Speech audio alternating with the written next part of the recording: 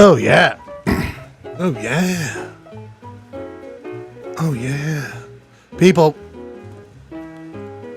join us as we watch along here. Can't show the image, we get dinged. We get dinged, but Polyester Blend KTRD is waiting on Polyester Blend to go live. Truly live. Polyester Blend starting until the conclusion of the NCAA like a battery championship. 2 minutes and 45 seconds left. According to the screen I'm watching, please watch along with us. A full jam-packed show here tonight. Ooh, baby. Just you will not believe what we got going on here tonight. We'll go inside the Schledio. You can see me. I got it in the background there behind me. I'm watching here. Is the old Schlagster a big basketball guy? Not really. Not really. But I appreciate sports. I appreciate the athleticism. And basketball has definitely grown on me. At first, I was like, what? Because I'm a hockey guy. Could you imagine a young hockey guy being like, well, push him over. Just push him over. Oh, big shot. Michigan's going wild. We'll get it on this one here. And again, the 15,000 camera setup, which is all I want in this life.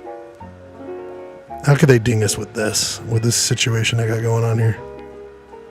I'm like, there's too much going on here. Too much. There's no way they're going to ding us. No way. I'm going to ding you for not being here tonight for a full show. Oh my God, so much to get to. Put that there. Put this over here. Put that there. Got this card. I got this card. Save that for later. Well, actually, I should have that one kind of ready to go. Oh, Polyester Blend, full night here tonight. We're going to go to the 11 o'clock hour, maybe a little after. We've been known. Oh, God.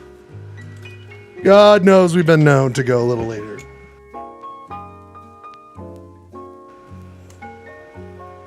Oh, shit. Just realized I need to add an element that I forgot. God damn it. But you know an element that we never forget here on Polyester Blend, an element that's key to what's going on, is my good friend from Santiago. Ryan! Hello. Hi, Magni! Hello. Hey, we're just watching the end here of this NCAA. The Duracell Championship Double A's. You know what I mean? Hold on, I got... No, see, thank God we're starting a little later so we can get ear problems figured out. Ear problems, that's for sure. There we go. Here we go. Oh, I was saying, right. Can you hear me?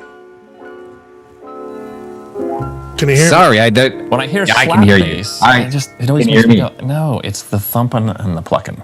Can you hear that? I heard that big time. Your patron saint. Oh, we should do a personal patron saint at some point. So, Ryan, if you don't know, there's the big basketball championship going on right now. Oh, cool. Ryan, I've heard of basketball. Ryan, it is 57 Yukon, which stands for what, Ryan? What does Yukon stand for? Yukon. It's Yukon territory. Is that right? It is the Yukon territory.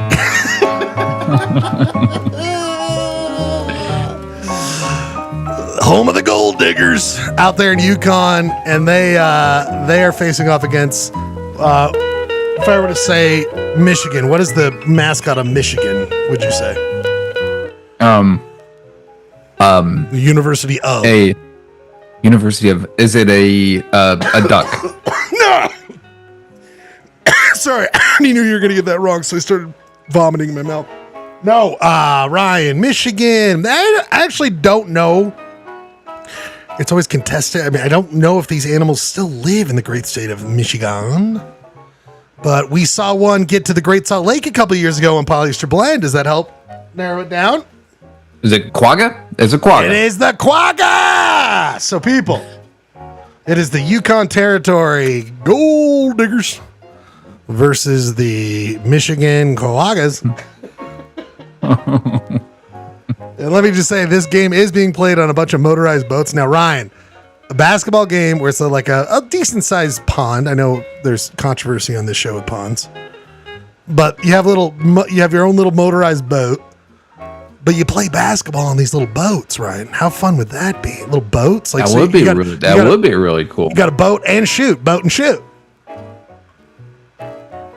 Because enough of this, just like the old, what is it? The biathlon, or what was it called? Where you ski and you shoot, Ryan? You ski and you shoot. The biathlon. That's right? the biathlon. Yeah. Why are we limiting our shooting and other things to just that? Why isn't the Olympics like no basketball on boats, football on skis, skiing and water skiing. Snow skiing and water skiing. You have to see now, Ryan, now you're really onto something. So you have to go down a mountain on skis and then jump in what would only, I assume, be a frigid lake if it's going to be next to snow. Very cold. It would be frigid, like you said, frigid. But then you could do some tricks on the water too. Yeah. And no changing skis. Like, I know most people do different skis for those different sports, but not in this sport. No. And that's the thing. And more crossover sports. The people want it. Hey, Olympics. That's like the XFL, right? Yes. Well, XFL, no. I mean, you could argue that it's more wrestling vibed. I don't think there was ever like, it is giving them the fucking tombstone pile driver. Like, I don't think that ever happened. But you're onto you're wrong, but you're very wrong. More crossover sports. We will take that as an evergreen here tonight. Any other crossover sport you suggest that we should suggest? And we have a direct line to the Olympics. The Olympics, not the Olympics. We do. Just the Olympic. Right. We're not big enough to have a direct line to the Olympics, but we know one Olympic. And to be fair, it is the Improv Olympics in Chicago. It is not the actual Olympics. It's a improv group in Chicago. But maybe because their name's got the Olympics in there. But by the way, I'm surprised they haven't got dinged for that. And speaking of not being dinged, you will not be dinged for subscribing to our Instagram. You will see that I posted tonight another reminder. We got another great show. Ryan, what do you think? Should I post it one right before? It seems to make sense. Should I do one in the middle of the day? A middle of the day post? Middle of the day. Well, here's the thing with Instagram. Give it to me, baby. It's like it doesn't give you. It's no timeline. There's no timeline. So I think if you do it like right before, people get it tomorrow. People get it tomorrow. God, son of a bitch. So I got to do it the day before.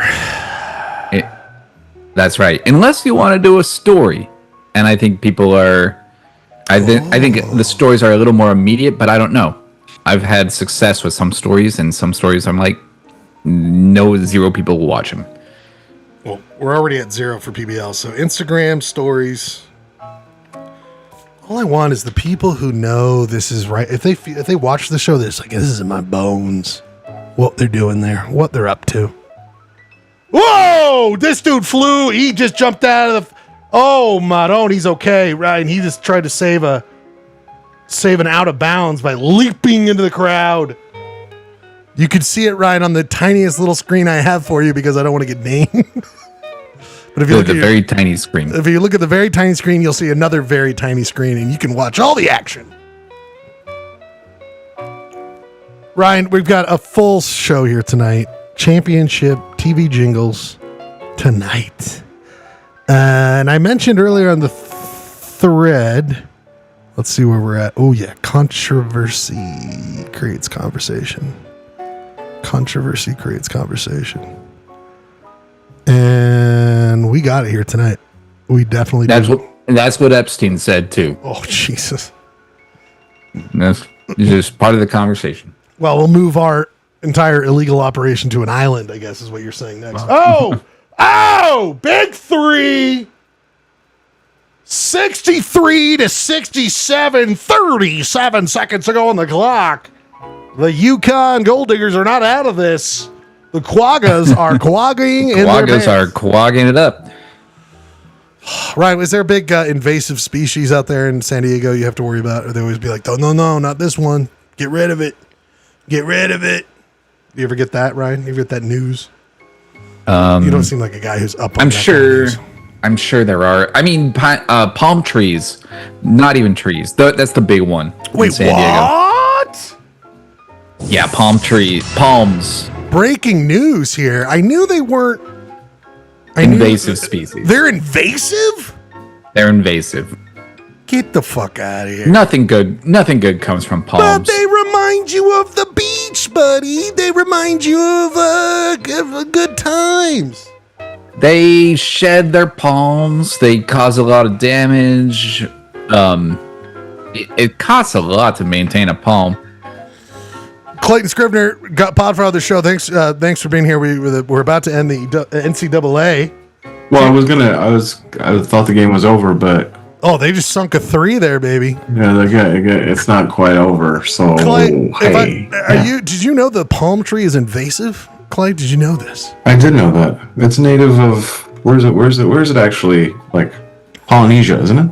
Well, it makes sense. Palm, not It's like- California. It's like Hawaii, right? Right, where you've done the show before previously. God knows, the only person to do a live broadcast from Hawaii. And you did maybe bring over some palm tree seeds, which we are investigating, Clay. We must worry about this. Clay, your thoughts I on this wonder that game? relationship didn't work out. I did Poly blend from Hawaii. Sorry. Listen, babe. Listen, Listen, bud. I got shit to have. This is important. Who's going to be Husky Boy? I can't lose it. I cannot lose Husky Boy. Clay, 63-67. Yeah. Do you got this on a monitor that you're watching, or are you? Yeah, I can see it over my Okay. computer here, across the way here. Now, just to fill you in on where Ryan's at, I asked what Yukon is, right? I was like, Ryan, where's Yukon? Because he's not a big sports guy. And he was like, of course, it's the Yukon Territory University. And I was like, he's right. So it is, according to Polyester Blend, it is the Yukon Territory Gold Diggers versus the University of Michigan. And he didn't know the mascot. Wait, Yukon territory is in like what? In Are you Canada, talking in about? Canada. As a northwestern Canada, baby. Yeah, come on now. You don't know your territories? Don't sleep on their basketball skills. Yeah, come on. They made it to the You guys are so NCAA. good at sports. And then Clay, of course, he didn't know the Michigan. Well, he does know it. He guessed right. It is the Michigan Quaggas. So tonight we are watching the Yukon Territory Gold Diggers versus the Michigan Quaggas. And the Quaggas are up Yeah, it's the 67. Upper Michigan Quaggas, actually. Oh, they got they missed the free throws. Oh my God, they missed the free throws. Okay, I'm behind God, you. I'm don't behind even you, tell Clay. me. You're going to have to keep us up because I'm Oh, behind you. all I'm right. behind you. Oh boy! Oh boy! Oh boy! Is it falling apart? Is it falling apart? No, they missed their chance to. They missed their chance to be heroes. It's over. And you could be heroes. They could have. If you They had their. didn't They had miss. their shot. They had Just their for shot. one Canadian territory. By the way, if there wasn't enough to love about Canada, which on the record, and I thought about this the other day.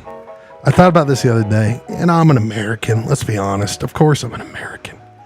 But I did think if I just searched easiest way to become a Canadian citizen, what do you think that would be? Have you ever looked it up, Ryan? Have you ever looked up like, let's go, I'm going to Canada? Are you gonna? Their tests can't be that hard, right? I think it is a little. I think it. I don't think they want us Americans. Is what I would say. I would say. The California fan palm is. Well, you guys keep talking. I got to fix one thing. Hold on. Clay Dog, what's your opinion on palms? Not even trees, really.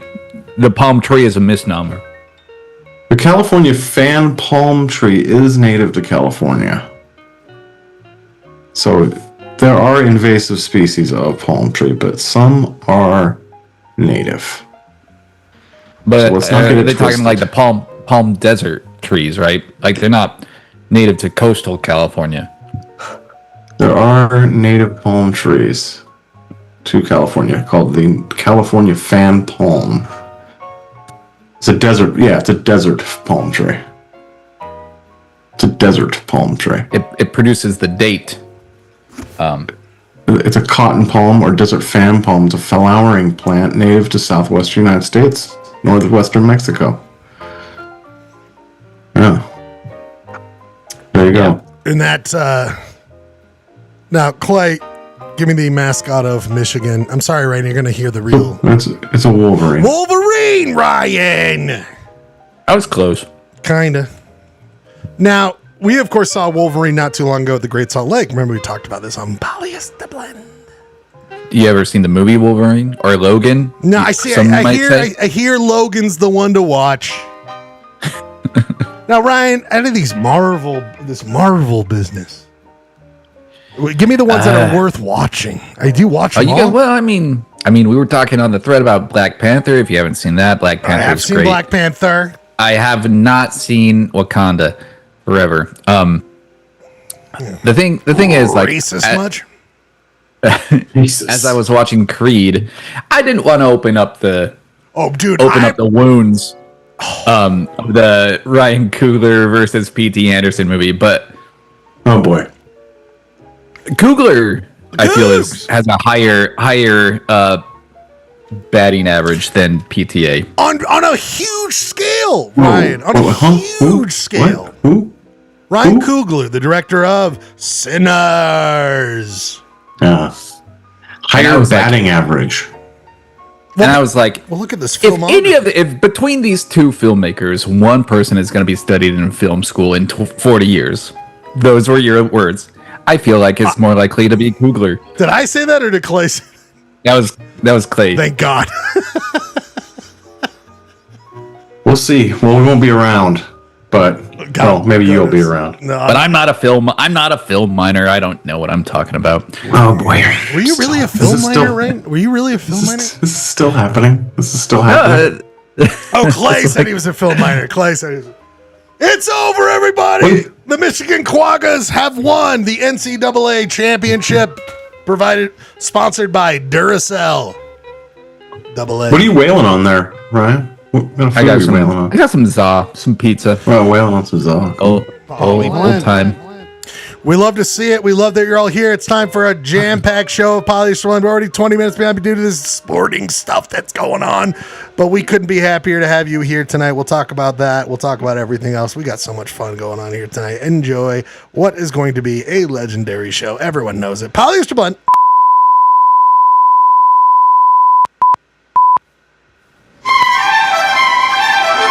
KTRD, home of the Polyester Blend Network, is now on the air. Welcome to another broadcast day.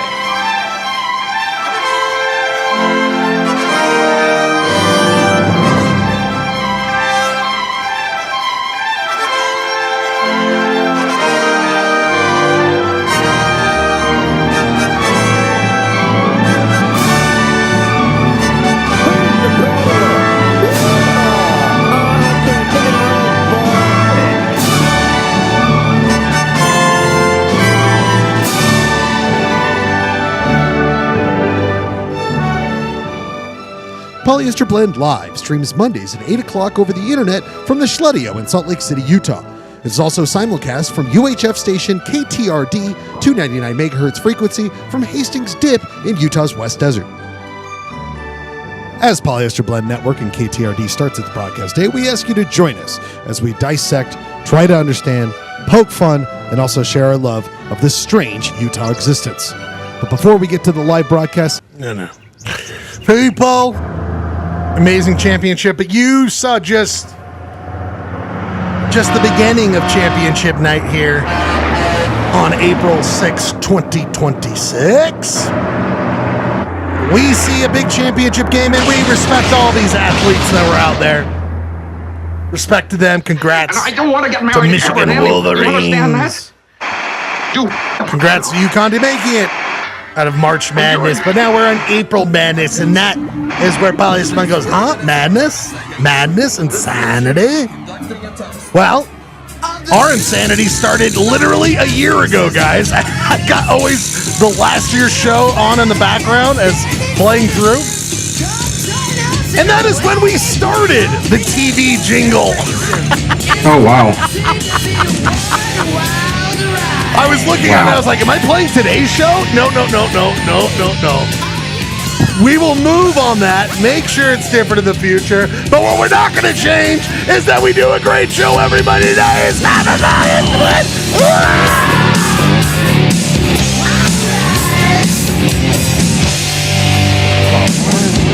Oh, yeah, we're here. We're here. We are live. The championship just happened. Congrats again, like I said, the wonderful Michigan Wolverines, which I think, because the old parentals, the old the fam was from Michigan, I always have a soft spot for anything Michigan gents. Always have something in the depths of my heart. One of the depths of my heart is that I am so happy to be here with you guys. My name is, of course, Ryan Schlegel, and we will be guiding you through a whole night of fun and merriment. The Podfather's here, we know that, but coming from the confused about sports capital of Southern California, he is our Ed McMahon. Ryan Bradford, are you with us? Confused about sports. I'm here. I mean, like, San Diego, I mean, it's a sports town, but it has a weird history, right? You lost your Chargers, you lost your Clippers before that. I mean, but you got your pods. You got your pods. Well, we got our pods, and I feel like I think I put this in the thread on the first day of the the Padres. They lost to 9-0, and I was like, oh, being a Padres fan is like being a Jazz fan. Would you want to, want to curse someone that badly? I mean, that's rough stuff. What you just threw out there, that's rough stuff. I always wondered. I mean, California is, of course, sports loving, sports eccentric. But is San Diego, out of your experience in California, where those who are not so interested in sports go to live? They're more about the vibes, the day to day, or do you think they're just as sports crazy as anywhere in America down there in San Diego? They're sports crazy down here. When the Chargers left San Diego, I was like, put some of these people on my social media on suicide watch because they are heartbroken. Right. I guess that's just sports in America. Clay, you are our resident sports guy. Remember, Clay, or Ryan, what was that show? It was like Beat the Geek. Ryan, remember that show, Beat the Geek?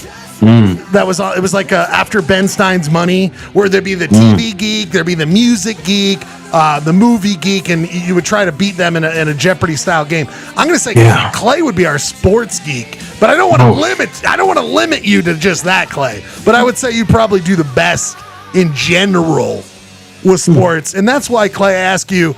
It has just been concluded. The Michigan Wolverines have won the NCAA championship. Your thoughts on that and how the entire the tournament went? Was it a good one? Was it okay? What are your thoughts, Clay? I barely watched. Really. What do you live in San Diego? Much of it.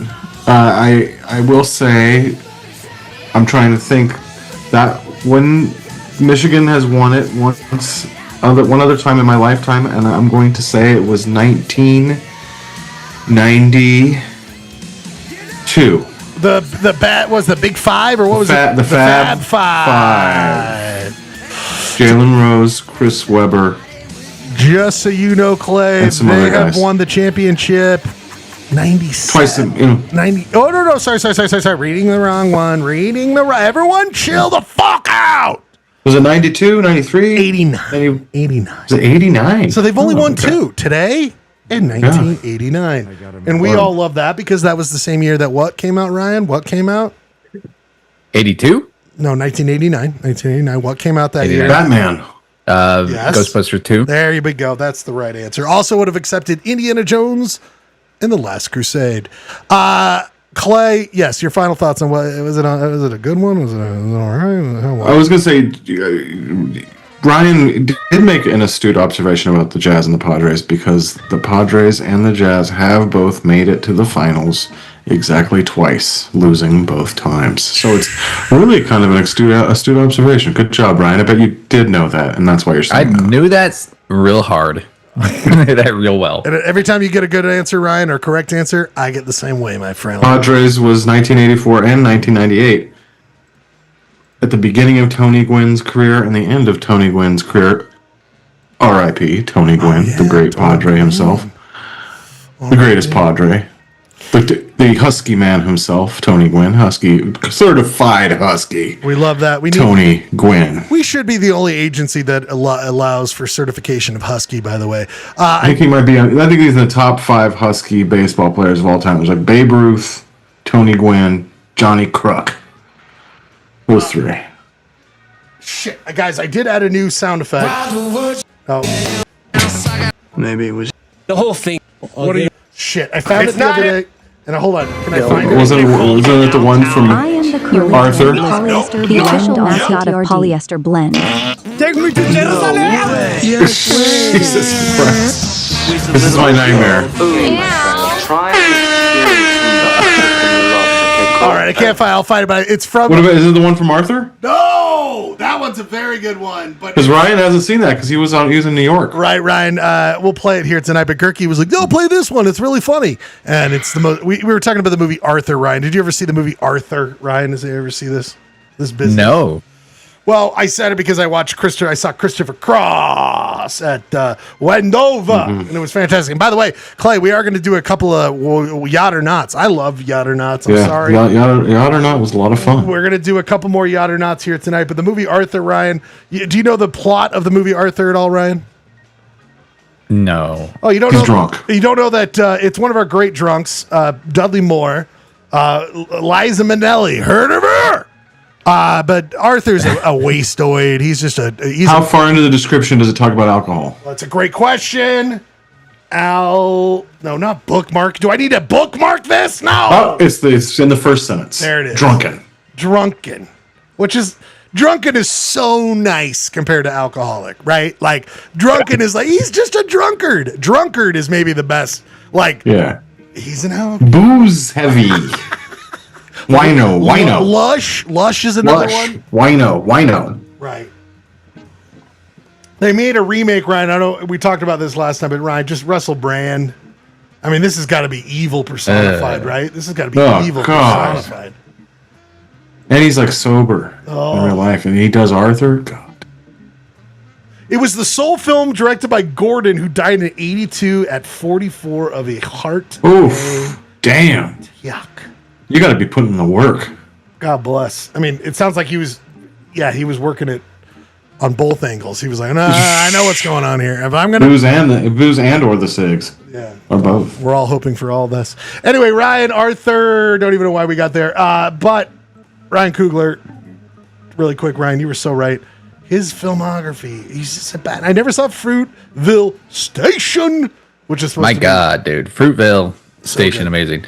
And it's just like, man, Michael B. Jordan, he's such a charismatic person on screen. We're still talking about. Oh, he's so mad about this. People, we need to get to this. Still talking about sinners. We need to get to this because I mean it's only proper on a night, gentlemen, where we have the NCAA basketball game. I need to see if I get this basketball shot in. If I do, everybody, we're going to have a great show. We're going to leave the war of theater in Iran. Someone is going to not be president for much longer, but most importantly, we're going to have a great show. Let's see if I get this basketball shot in.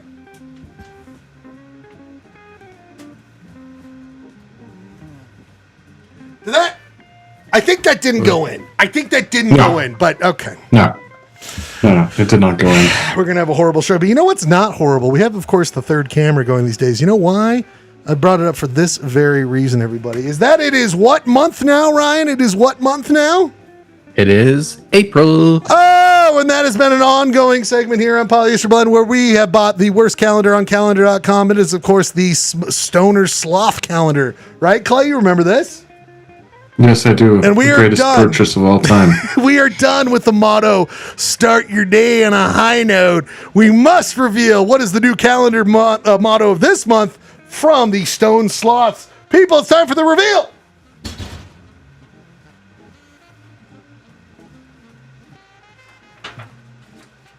Hello. All right, we're doing a little British. All right, I hope you like your kings and your queens and your royalty, because people, the new slogan you can see, and Ryan probably already knows this because he moved it. Just call me your Royal Highness. Oh, everybody! Not really a thought of mine, Ryan. I mean, what does it mean to you to think of? All right, calendar. Just call me your Royal Highness. What would you say, Ryan? What does that make? How do you interpret that? I mean, obviously, that Sloth is royalty, and he's high. That's so the king or queen of the Sloth. watch the kingdom. throne. Watch this Sloth throne. Clay, do you think they could have dug a little deeper on this one, or do you think they were just like, all right, done, we got another one, just call me your Royal Highness? Do we think that's... I'm pretty sure they put sloth calendar weed jokes into ChatGPT. And, to be honest, I mean, that's the thing, is this calendar was bought definitely after the advent of the access to AI. So this could just be a whole AI calendar, people. Like you said, Clay, it could have just been like ChatGPT. What's the Make me a sloth calendar. I wouldn't even say that, Clay. What if they were just like, make me the silliest pot calendar ever? And they're like, hello, human. It is Sloths. Sloths is yours. And they're like, optimize. I just typed in optimize, and then that came out. You know the tricks, brother. I know the prompts, dude. You just say optimize. You just know the prompts. People, speaking of prompts, you don't need to be prompted that this is a championship night. That is right. Jingles, TV jingles, which we've done a long time. I will say there'll be a slight alteration to how do we do our drafts, because we should do at least 2 a year, and they don't have to last as long. But we need the voting. It's hard, Clay. How do we do the voting and all this? I want everyone to be a part of it. Your thoughts on how we should move forward with drafts, because I love doing them. I love the drafts in the playoffs. Your thoughts? I enjoy it thoroughly. I mean, we got to keep doing them. I mean, do we speed them up? Are you guys comfortable with the snail? I mean, maybe that's what we do. You know what I mean, Ryan? Maybe that's just what we do. We are long form journalism. If you want accurate draft and championship, Ryan, it takes a minute, Right. Yeah. You can't rush these things. You guys remember a movie I watch all too much, Spotlight. We all watch the movie Spotlight, which is just the most uplifting subject matter. For the comedy, right? Oh, it's a super big comedy. But Spotlight, Michael,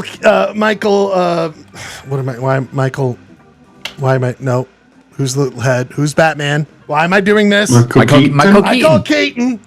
In the interview at the beginning, he's like, well, Spotlight's always done well where we take our time. We take off. And that's a Boston accent for me, everybody, just so you know that. That's my Boston accent.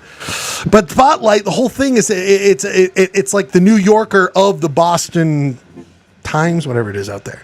And they take their time. And I think that's what Polyester Blend's draft in playoffs is. It's like, if you want the deep dive, 64 candidates. We looked at 64, Clay. We were not skimming. We let the world breathe on this. So just know, I think we're going to continue to do that in the long form. Greatness takes time. Thank you, my friend. Greatness has taken time. That's why this is our 263rd episode of Polyester Blend. We've been doing it. The world loves it, clearly. We will continue to do it. A new bit on Polyester Blend. So over the weekend, Clay, I did a road trip. I had some time. I had to pull. I had to take some time, right? Clay, I had to go out on the road. Needed to burn some vacation. And Clay, what did I do? Of course, I go to Teasdale. Probably went to Teasdale. Yeah. I was thought about doing the show from there, and then it's like, no, I got things I got to do. I got to do stuff tomorrow. I got weed. I got things going on. But you know what I did, Clay? You know what I did? What did you do? The Great Highway 12 from. You went the opposite direction. I went south. Yes, I love that. Mm-hmm. Did the whole thing. And I'm telling you right now, Clay, everyone, just put a reminder in your phone. You live in Utah. Do it. Once every 2 years. Do all of it. It continues to show and reveal itself in new ways. It is unbelievable. It is crazy. Yeah. Did you do any side hustles? Not too many, because what I was trying to do, I'm working on a secret project. So I had to get to Bryce Canyon area, because there's a thing over there that's a part of what we do, to be revealed in some time. Ooh. But I took my time. I mean, I'd stop and take photos and all stuff. Mm-hmm. My new obsess is this Pal Point Vista, of course. Did you stop at the Kiva Coffee House? I almost did, Clay. I almost did. I always thought I tried to always stop there, but I was kind of like, it was that moment where it's like I don't really need to. But this, like, just looking at this grayness, Clay, this like what gray? I'm in Red Rock territory, and then it's just like gray mountains. The point, it's just the geographical oddities and individual ness of it all. It's just one of our special things. Ryan, have you ever done the Highway 12 in its completion? No, It's on never. We got to get you to Teasdale. We got to do it because it's so fun. And then you're like, I'm done. And then Clay at the very end, Red Canyon and all the fun stuff over there. Love me some Red Canyon. And Bryce Canyon City. I will say this: I stayed the night in Panguitch last night, Clay. Panguitch. Underrated, but also, Clay, a little worried about my Panguitch right now. Little shuttered. Really? Yeah, not like in dire straits. Maybe I'm early on the season, but we've talked about this on the show. Panguitch used to be the gateway to Bryce Canyon, the closest city. Some antique shops, some Western wear. And of course, and they got to barbecue. But Clay, I'm starting to think this Bryce Canyon City is where people stay, and it's cutting in to that Panguitch money train. The Siret family domination of the Bryce Canyon zone has been, once they got the municipality there, they've really monopolized that. It just seems like it cut into that Panguitch money. But anyway, not like they were in dire straits, but I stayed at the Great. I don't think I don't know if there is a national park out there that has been monetized the way Bryce Canyon has. I'm so glad you said this. One single family. I am so glad you said this because Grand Canyon, the South Rim, it's the Grand fucking Canyon. I can understand why there's a fucking. By the way, a friend of the show was like, "You say fucking too much." All right, let me stop. There in Bryce Canyon. You mean mom? Your mom? Wasn't my mom, but he's kind of like my mom. The Bryce Canyon. He's on his own spirit quest right now. Is it Robert Gerke? He's kind of everybody's mom. He's kind of everyone's mom. But to your point, the way that the rim of the Grand Canyon's built up, Clay, it's like a shitty, what would have happened. People always talk about this with Niagara Falls, where if it wasn't designated as a national park, it would have just been influenced by like, come get an old timey photo. Like we're doing a 3D tour, like all the garbage. Like Niagara Falls. Falls. Yeah. But at least with the South Rim, they have to stay a distance away because they're not allowed inside of the park boundaries. No. But to your point with Bryce Canyon is like, you're right fucking there. And it's like very touristy, very like, cheap shit, but I say that cheap, but they're gonna charge a lot. I don't know about this whole vibe. It's a weird one. Clay. Well, it used to be just Ruby's Inn, Yep, Ruby's Inn, a ranch, just an old Best Western, and it just has been. I looked at staying at some of these places, $315. Get the fuck out of here! What are we doing over here? I'm gonna go camp. What the fuck are you talking about? Anyway, I do want to say, gentlemen, I've been thinking more and more of like, ooh, maybe I need to go on the great motel journey of Utah. Like, go to as many motels. Yes. And Panguitch has a lot of great ones. One of my favorite. Did you do a motel while you were in Panguitch? I did. I stayed at the great Blue Pine Motel. What was that like?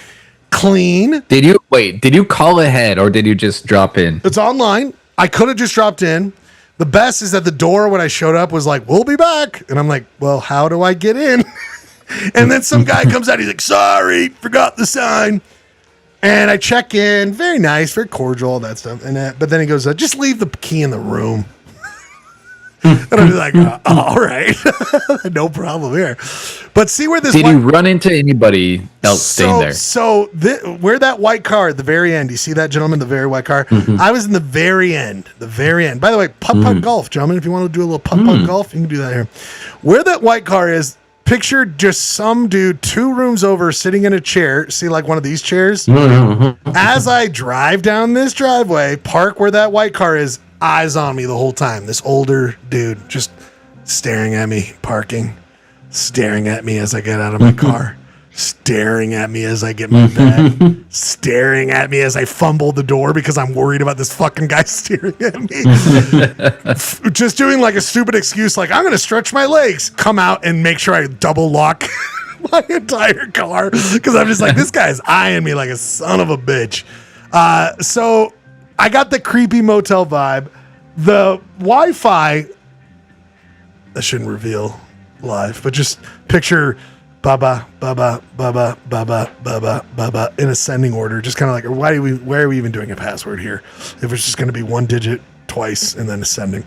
But then I'm on the end, guys, and you got to think that hub, they're not paying for like, oh no, we'll make sure it goes all the way. I got nothing over here. And this town shut down like a motherfucker. I walked to 2 gas stations to get a fork because I had thankfully bought like a meal from Harmon's a couple days ago and I was like, I'll just eat that from here. Again, guy eyes me the entire way getting back. I'm just eating my meal, just got my fork. And I go in there and because there's no Wi-Fi and there's no TV and I'd been on a road trip, guys zonked out at 8 p.m. Zonked out. No Wi-Fi. No Wi-Fi. And I got the best sleep of my life. And here's the key, everyone. I don't know if you guys, are you guys the same way? Pillows. I need pillows. I want them underneath my legs. I want to hold them. I want a whole pillow fortress. Get the 2 queen beds. And then you get 1,000 pillows and you just live in a pillow heaven. And I zonked out. I was so happy. But that guy did break into my car. I did have to call the police. No. He's dead now. I killed him. I thought he was breaking in. I murdered him. In the middle of the night, I woke up and lightning was crashing and I only saw his reflection, his silhouette when the lightning flashed. No, it's fine. It's just, everything's fine. Everything was just fine. It's just fine. Anyway, long story short, during my journey, gentlemen, I thought about how we do Organ of the Week. Organ of the Week, right? Everyone loves Organ of the Week. Yeah. But then I thought we are doing a disservice because we should have a cycle of the weeks. And more will be revealed shortly. But gentlemen, I begin the second of the week. We will get back to Organ of the Week. But this week, we introduce Polyester Blend presents of the week, Utah Bird. That's right, everybody. We will cycle through all these. Of the week, we are doing Utah birds. I'm going to show you an image of a bird that is not necessarily native, but will pass through Utah. And if you guess what it is, you get a prize. Ryan and Clay, are you ready to play Utah Bird of the Week? Bring it on. I'm ready. I bring to the screen. Ryan showed up first, so he will go first, then Clay. What are we looking at here? Ryan. Looks like we got some sort of finch. And now why you say that, Ryan? I have no idea. Okay. What are the colors you see, Ryan? We got gold. We got orange. We got a white-breasted finch. That's what we have Okay. here. Ooh. Is that what we're saying here? That's what I'm saying. Is it a white-breasted fish? Oh, no. Ryan, you're first to go ever, and Utah Bird of the Week, and you got it wrong. Clay, what is this Utah Bird of the Week? Oh, Wait. Does this help? It looks like you're in a Zoom. What? What the fuck was that? I don't know. Was that? I don't know what that is. God bless. Someone said it looks like you're in a Zoom. Yeah, who said that? Oh, that's weird. All right. My mic was muted, so it wasn't me. Jeremy, you'll get a guess in 1 second here for Utah Bird of the Week, the first ever segment of Utah Bird of the Week. Clay, guess here. It looks like a waterfowl. Is it a... Very good, Clay. Very good. Because it's in the water. Hey, there's It our looks- guy. And it looks like I'm in a Zoom. Whoever is, whatever robot voice said that. That was Cal Patesh watching us, like, keeping an eye Yeah. on Polyester. Is it a grebe? No, grebes are black and white. It's a I don't know. It's a grebe. Oh, it's not a grebe. Jeremy Matthews, how are you on your birds, baby? How are you on your birds? Not so great. Janine says grebe was a good guess, or at least better than Bradford's guess. But I guess I was gonna be like, what a supportive person. Then it's like, oh, she also shits on Bradford. She didn't say that. I just added in the trash talk. Janine did not trash talk for the record. Well, you can go first, and then Janine can guess too. Or Janine can go first, whatever you want. Well, you're probably not supposed to look it up, dear. I don't think she's found anything. But Janine, you're not supposed to look it up, Janine. Come on, Janine. But she did say, not while looking it up, that she didn't think it was a sandpiper, but maybe. So I'll say sandpiper. Sandpiper! Oh, I'm so sorry, you guys. So sorry.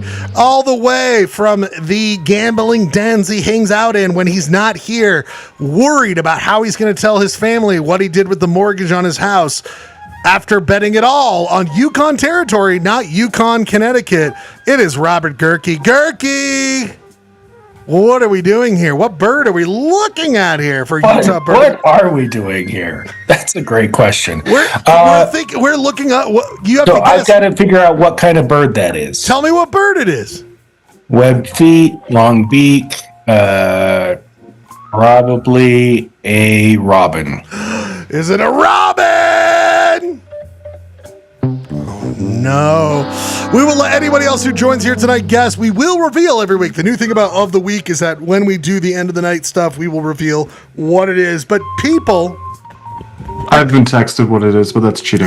Well, you're just going to say everybody's going to go Google it during the music break. And could you? Who's the source? I mean, do we want to reveal this, or do you want to? That's cheating. I don't want to cheat. God bless. God bless. God bless. We appreciate. And I don't know if it's right. I mean, you know. We'll find out here later on in the show. Does the species have 3 words in its title? Oh, it certainly does. Well, it's hyphenated. It's hyphenated. It's okay. Well, I think my source is correct. Well, the source should come on or text guess, and then they can look it up. Please. Yeah, I kind of feel like Schlegel just confirmed the cheating. He's rewarding cheating even more so than it was. I admitted the cheating out of time. I would say this. I would say text. This is a viewer texting an answer to Clayton. And also the YouTube chat. I should also say, if you want to look, I don't cheat at the jingles. Someone was stuffing the. Oh, sorry. We'll save that for Polycourt. We will get to that, people. We will save that for the court. Also, yeah. Again, don't forget if you want to guess. And I know some people don't want to join on the show. You don't have to. You don't have to, but if you want to, you can message us in the YouTube chat. Jeremy's always watching that, because he is the YouTube chat master. But we'll try to keep an eye on your submissions there. You can also just jump on real quick on Zoom, say it, and then leave. You don't have to stay here and be a part of this dumb bullshit that we do. But we would love your answers. But you know what's crazy? I was thinking about doing Of the Week, and we will do different variations of this moving forward. But one thing I didn't know what was going to happen was people... What have I had in the backyard? Let's go through what I've had in the backyard of the Schledio. Ryan, what have I had in the backyard of the Schledio? Backyard of the Schledio. What animals have come through? What come through? We got the. I was thinking like the body he buried of the guy from the motel. We got Chunk the skunk. Chunk the skunk. We love our Chunk the skunk. Chunk the skunk is a friend of the show. There. Oh, Chunk. Get out of here. God damn. We've had a skunk. Clay was the other animal we've had. We've never did a full bit about it, but there's one other animal that's come through my backyard. Probably come through yours. Oh, raccoon? A raccoon. Oh, raccoon. I don't know why I said it like that. But it's fun that you said it like that. People, we are in a whole different watch now. Whole different watch. Shit has gotten real. People. Didn't you have a spider? I did have a black widow. Thank you. Girk, way to fucking go, Girk. Yeah, I have another guess. I've also been in your backyard. That's a guy who's currently there. I just have a weird backdrop pretending it. What's your final guess? Well, I got spider. Me. Yes, you got that. I thought you said another guess. You said. That was my other guess. Any other guesses? Jeremy, Janine, anyone else? People. Squirrels. And again, Ryan, by the way, Polyester Blends against good squirrels. Guess. That's a great guess. Solid answer. Good answer. Good answer. And by the way, Ryan, we are against red squirrels. That's the whole thing. You're a part of it. Sorry, you're signed up as a part of Polyester Blend. People, what do you see on your screen right now? Ducks. This is from 6 years ago. And frankly, without a permit, just walking down a vehicular roadway, Spontaneous protest. Spontaneous protest. We must respect this. We must respect this. Apparently, we'll Is it load the bird of the week? No, it is not the bird of the week. People, there is in fact it is Schledio Yard Duck Watch. That's right, everybody. It's official. That is a female mallard duck. I saw that on the fence. I'm like, what the fuck? What the fuck's going on? There it is. You have to. We can zoom in a little bit. You have to look a little harder. Just outside the Schledio. Well, it's in front of my house. That is a mallard lady. And then just in time for Easter, gentlemen, we got some beautiful. We got one. There's no multiple eggs. There's now multiple eggs, but we have a full-on duck nest in the back of the Schladio here, people. It is happening. And I bring this video up even though it's not playing, because why would it? We're just doing a fucking show. Is that we did years ago have a couple we called Francine, the lady, and Gordy, the duck, and they nested in the front. Makes sense. But now we got trouble, guys. We got trouble. Because this duck watch is in the backyard. I got fences everywhere. Has anyone else had ducks nest in their yard? Anyone? Never heard of one. Never heard of a duck nesting in a residential area. Well, and we're close to the Jordan River. We're close, of course, to different water sources. I hope it's Francine. We name it Francine. We hope it's the same. Wild mallards can live 5 to 10 years. So that was 6 years ago. There is a chance. Is Gordy still around? We don't know. And by the way, frankly, I think you guys heard the news. Male ducks are canceled. So we hope that Gordy's dead with his screw penis and his raping. Whoa.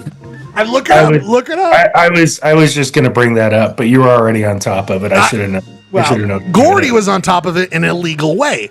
So we worry about what that is. We worry what's going on there. I saw a male duck flying around. Don't know what's going on. These eggs might not get actually seeded.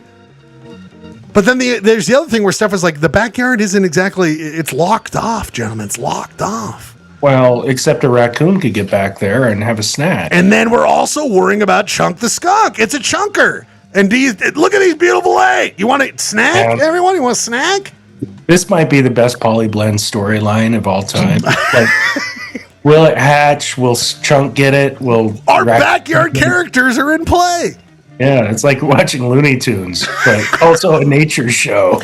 And here now I have to, Chunk the skunk, we must worry. There's Chunk like, no, Chunk, don't go over it. Chunk! No, Chunk, stay away! Okay, Chunk, get out of here. All right, well, we hope Chunk doesn't come over there. But we must watch this. We are now officially on Duck Watch, everybody. That's right, Polyester Blend, Schledio Yard, Duck Watch is in full effect. Speaking of full effect, we only have so much show left, people. We got to get through the good stuff here. Real quick recap. Gurky, your thoughts on the NCAA final and the entire tournament as a whole, quickly. Kind of disappointing in the sense there were no Cinderellas in the entire tournament. The last game was pretty hard fought, but the shooting. Clayton, are you with me? The shooting was so bad. I think both teams were pretty tight. They were playing very tight. I feel like Michigan. It wasn't a very beautiful game. Did they make 1 3-pointer the entire game, or maybe 2? Michigan? Yeah, they had that really crucial one towards the end. Yeah, where but I think that might have been the only one they made. It's just abysmal shooting by both teams, but really good defense. If you like good defense, then and I didn't really have too much in. Although I hate Dan Hurley. Can we agree that everybody hates Dan Hurley? He's on the screen now and he looks sad. So I guess it's a happy day for you. Well, yeah, I'm on it. Dan Hurley. I don't know this. I don't have any stats for this, but I don't have the stats in front of me, so I could be totally full of shit. But it seems to me that it's really hard to shoot in these Final Fours because they play basketball in these giant stadiums. Yeah. And they're not basketball stadiums; they're these giant stadiums, and it's really Lucas Oil Field. And it's playing basketball in football arenas. is weird spatially. Wait, sorry. Can you extrapolate on that a little bit? I thought they were playing in like a basketball. Like where are they? They're playing in a football stadium. They're playing where the Colts play. Whoa! And so they bring in bleachers. And so it's this big. They mess with the. But from a depth perspective, when you're just seeing like a college arena and having that depth, to bring. How new is this? Is this recently? They've always played in. Final Four games are typically played in football stadiums. Jesus Christ! Like Alamo Dome. I was just thinking Alamo Dome. Actually. Yeah, Alamo Dome is a very common, and Lucas Oil is a very common place to have a Final Four. But yeah, it's always a complaint, and I don't know. I guess you got to do it in a bigger stadium because it's the Final Four. That makes sense. And by the way, people on the screen, you can see Dan Hurley screaming. He looks like he's a likable guy. Screaming. How is he likable? I'm joking. Screaming what the Utah Bird of the Week is, and we can't. Shouldn't you be stuffing the ballot box right now, Gurky? What are you doing on the screen? Stuff. We will get to more of that coming on, but people joining us from the avenues where he has a heightened perspective on all of us. It is our good friend Danny Woodhead. Danny! Oh, Danny's in the house. Wow. Yeah, I was able to make it tonight for a minute. So glad you're here, Danny. Have you ever had a duck in your backyard? I got duck special edition as a former glowing microphone. I know. As a former Rose Park native resident, did you ever have ducks in your backyard? Yes. How many? What's the story? Give it to me. Never had a nest. The problem is that we had those giant pine trees in front of our house, and we had a Cooper's hawk that liked to perch on it, and he would those just fuckers. Yeah, dude, he would seriously he would take pigeons and just bring them over to my tree and feast on it there, and I had to deal with the mess constantly. And I now live next to Rob Nielsen, producer Rob, who's here. And thanks, Rob, for being here. And the amount of times he grabs a pigeon out of the air and just eats it raw in front of my front yard, disgusting. I don't like the guy. I wish he figured out how to eat it properly. That's how they taste best. You cannot vote, producer Rob, because did you not? Sorry. True or false, Rob? You provided the Utah Bird of the Week. Are you enjoying people stumbling on it? Yes. Okay. Danny, I don't know if you saw that we are doing a new segment, of course, of the week, and we're going to rotate through them. This week is Utah Bird of the Week. Bird of the Week. Danny, do you know what this bird is? Oh, it's a lovely little fella. There is I have to drop there is a TikToker Rob and I really enjoy. He's a teacher and he does a Bird of the Week. Well, just sue me, asshole. Come on, you know what I mean? Like, come on. No. I'm just saying. I like this stuff. This is great. We're gonna keep doing it. We're a hyper local show. I'm going to go with a. It almost looks like a sandpiper, but it's not. I'm going with some sort of Sandpiper was already eliminated because Sandpiper was eliminated. I'm going with Janine some said Sandpiper, but it's not. So I stole her answer, but she was right that it was not. So, what do you Rob picked this. Rob picked this one out. Rob picked this one out. Yep. Is this thing located in Utah? It is, but it has a presence beyond. But it is. You will find it in Utah. Like you'll find it in the Salt Flats. Yeah. You will find it in the Great Salt Lake. Great Salt Lake. Yeah. Oh, Good bird. I'm just going with some sort of tit. So, some sort of tit. All right, so you're making the show blue all of a sudden, Danny? We just trying to have a family. That was show. that was 2 weeks ago. That was Gurky with his wash your dick. We're going. Is it a tit? We continue, people. We must continue on. Final thing before we get to point of order. Well, two things before we get to point of order. Real quick, I have to ask this question. Did we all not see this SNL business? We opened the courts, by the way. Polyester blend courts. Everyone see this business about the SNL. You got your Jack Black and your Jack White. Everyone see this? Clay, you lead this off. Please let us know what you're thinking about this. But I have to ask the question, and I've been thinking about this because where are we at with this? Clay, is Jack White the face of rock and roll today? Is Jack White the most popular embodiment, not most popular, but also like keeping the spirit going? Like, do we fight against Foo Fighters claiming that title? what would you say is the biggest? Who is the face of rock and roll today? I submit Jack White. Clay, go ahead. I motion that this once again should be a topic, not a polyhead court case. And furthermore, if it were a polyhead court case, it would have been from like 15 years ago. So that's my. He's just motioned that you're out of date. Yeah. Motion. Why? I hear what the attorney says, even though he's not an attorney. Why I disagree is that he's still leading SNL. You say 15. I'm not. We all know we could look back 15 years ago and see a different landscape. I object to the term face leading of rock SNL and like roll. he's G.E. Smith. Order! Out of turn! But is SNL like the? Is that the, Regardless, this whole thing should be sidebarred. This is not a court case. This is a topic. He's the pale, shriveled face of rock and roll. People, like 50. Clay, can you second what he's saying?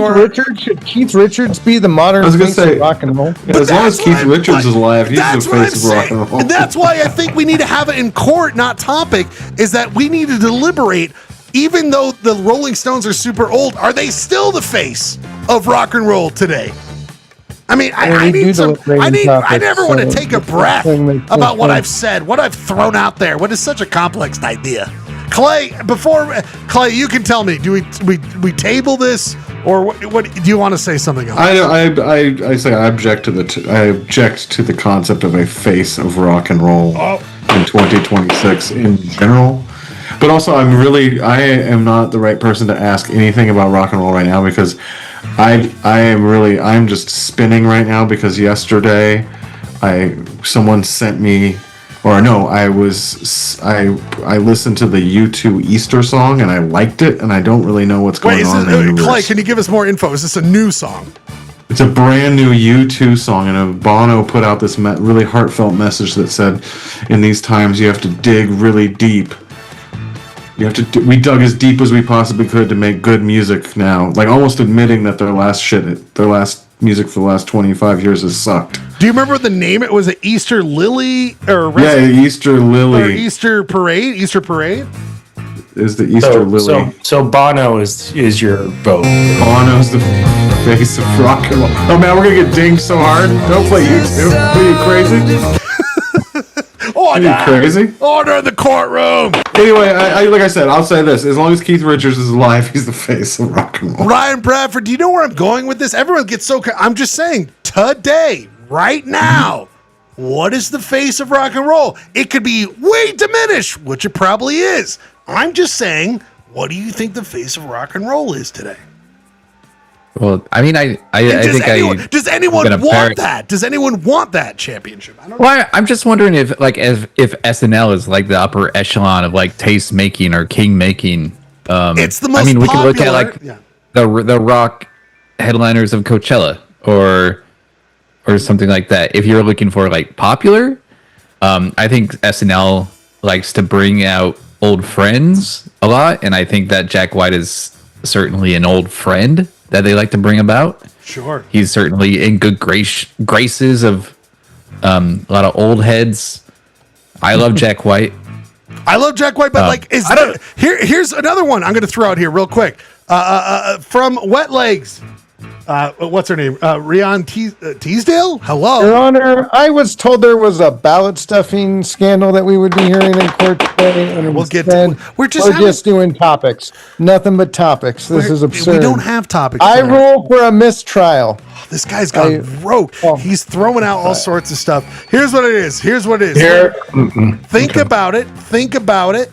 We'll come back to it next week. The court. We're in recess. We're in recess. Yep. I respect the judge's authority. Thank you. Before the judge has no authority, he should be disbarred. Listen, held in contempt. Held in contempt is Jeremy. He's got what do you have to do if you're held in contempt in poly court? Eat. This is the kind of erratic behavior you see from a judge before he bombs Iran. To Jeremy's point, I was disbarred about 40 minutes ago when I left the bar. Fair enough. Disbarred, literally. Two pieces of point of order in this.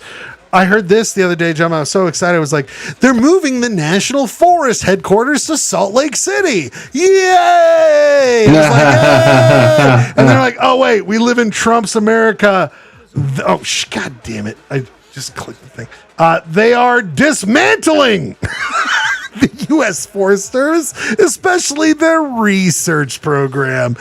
Oh, I was like, no, it's going to be good. Anyone on this, Clay, have you been reading this or checking this out? I thought they were moving the headquarters to Utah. They are, but they're dismantling it as they do that. So it's like, move it to a place that is so for fucking over the Forest Service. Clay, have you kept an eye on this? I saw this article. I did not read it. I don't know enough about this to have an opinion, other than I know that they moved the BLM headquarters out of Washington, moved it to Colorado. I don't know that. I'm going to practice what I preach and not. I don't know details. Kirk, have you read a lot from morethanjustparks.com? Are you familiar with this rag? Do you know what's going on here? I mean, yeah, they're moving it to Salt Lake. It's headquarters, so it's like a lot of bureaucrats, which is kind of also, they're not moving the entire thing because they do need people that work with Congress and work with the White House to actually be there. And it's kind of interesting because, like, normally, like, if you were a logical person, you would have gone, well, what states have a lot of forest land? You'd be like, oh, Alaska, Washington, Oregon. Oh, those are blue states, or Alaska, maybe not, but Alaska's impractical for a number of other reasons. Right. But yes, it's moving to Salt Lake, and the research is kind of getting dismantled. They're also like getting rid of regional field offices and creating 15 state offices. Jesus. That are going, so they're going from like 6 regional offices to 15 state offices. We're talking like Ashley National. Yeah. Because of efficiency. That actually sounds like more bureaucracy, but okay. And I think you can probably guess where the regional offices are or were and where the state offices will be. This is one of the, like, they're doing so many horrific things, but when we're really going to start to feel it is the national parks, national public lands. Also, but it's also unclear. I should have noted that if the president can do this unilaterally, right? Well, because typically this is something that's done congressionally. Well, hopefully he won't be around for it. Any other thoughts, anyone here, before I move on to the next thing? Any other thoughts other than that this world is fucked and it continues to be fucked? I like forests. I love forests. I'm wearing my Explore Utah National Forest hat for a reason. Last thing is this. Ogden Twilight has been announced. Ryan Bradford, did you think the Black Keys, who once were at stadiums, whatever, Clay, Sorry. that's an evergreen, right? The face of rock and roll. The face of two dude band rock and rolls. Ryan, did you ever see the Black Keys regressing enough? Which maybe they went too hard with the stadiums. I want people to make money. I don't know how. I hear there's nefarious stuff there. Ryan, your thoughts on the Black Keys? I remember them playing when they were playing in Galvin. They played Galvin like right before they got big, like huge. So I think it's kind of a return to form, I guess. Right, they're back to where nature is healing. That's exactly right. Is anyone here a multi-Black Keys record holder that could speak to the subject? I think I have songs. Anyone here multi-Black Keys? Okay. Sounds like no one else. I have been to multiple Black Keys shows, but I do not own multiple Black Keys albums. That seems about where I'm at. Jeremy, do you know Gregory Allen Isakoff? Do you know this? I don't know that. I feel like it's bands I haven't heard of, either because I'm old or whatever, or bands that I feel like have played Ogden Twilight, like 12 different times. Wet Leg, I'm seeing that. I was bringing up the face of rock and roll, their lead singer, Rhiannon Teasdale. I'm enjoying that. Mount Joy, don't really know. Big Thief, though. Love that Big Thief. Love that Big Thief. Anyone here else? Anyone else? Mount Joy and Big Thief are both good. I've seen them both. Who's the other one? Mount Joy and Big Thief. They're both pretty good. Okay. I have bought tickets for the Black Keys. They are the faces of rock and roll. How many records do you own by them? Zero. Oh, how many records do I own by any band since like 20? That's such a great. We should do that as a segment of how many albums you bought since 2015. See what everyone comes up with. Last year I went to one, Jamie XX. I almost went to two. Ogden Twilight. If you have yourself a time, go up there. It's a great Twilight. One of those. When do we get Lost Salt Lake Twilight lineup? I think that's out. We can talk about that later. People, we go to our first music break and then we come back with the championship discussion of the TV jingles. I thought we had a trial coming up about this. Or is that still to come? We have a lot to go through here, people. We're going to round out the 10 o'clock hour with this business, and then we can get to other stuff if we have time. But we must get to KTRD Sports. We hand it over to KTRD Sports. I didn't hear anyone else do cheat songs because Clay. I did. I did one in. Where is it? I didn't see it. I put it in the doc. It's in the doc. I saw your Brian Eno connection, but it's right. It's "Jumper on the Line" by Earl Burnside. Right up there. What? It's a "Jumper on the Line" by Earl Burnside. How about the song you play? Oh, you want this? Oh, I didn't link it. I didn't give you a link. I'll take care of that. We're doing cheat songs because we're doing the championship. For those who don't know, the championship. Poly Blend. Of the TV jingles. A year-long project. And the first time ballot stuffing controversy has come up, and maybe that's why I did, is during the championship. We will suss this out. Here's the question: is it the first time it's come up, or the first time it's been exposed? To a very noticeable extent, is what I would say, Kirk. It is. You gotta be subtle in your ballot stuffing. Apparently, is what I think you can get away with one or two.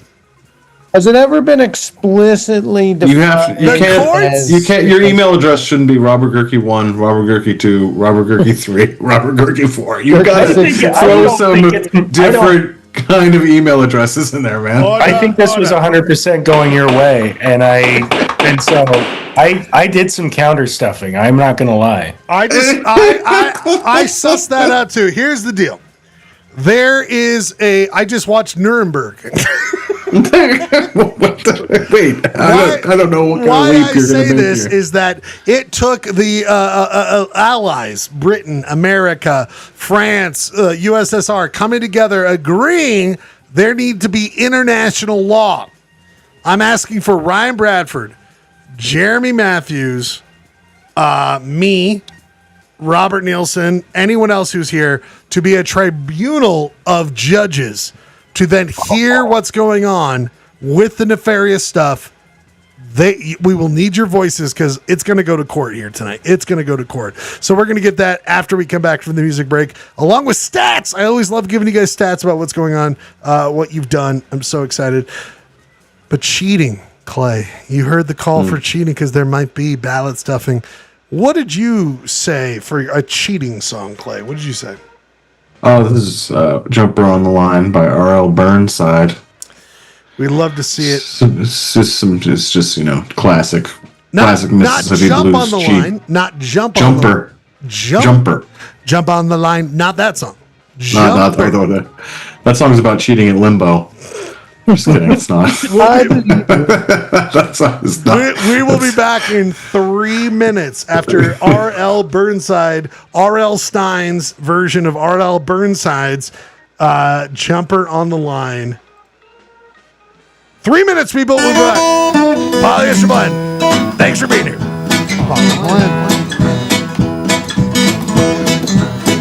See my jumper along, hanging out on the line.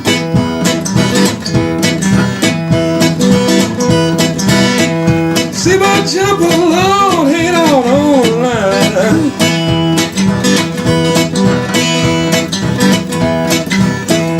Know about that, something on my mind.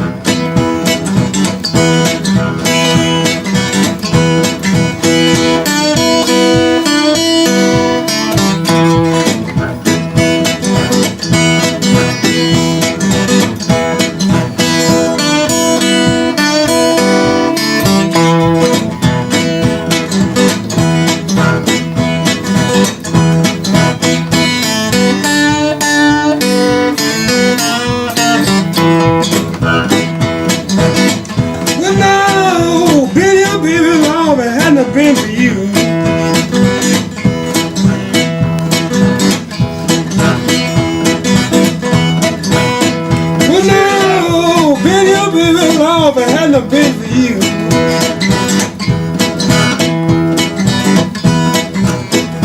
Way down here, where you wanna do.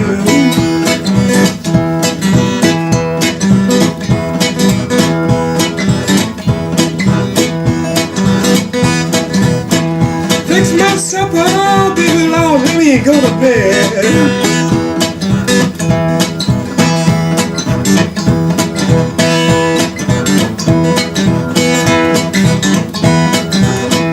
Fix my supper, baby Lord, let me go to bed.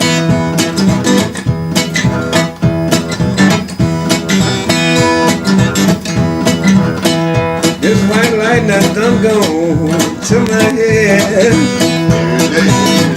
Let's keep it up.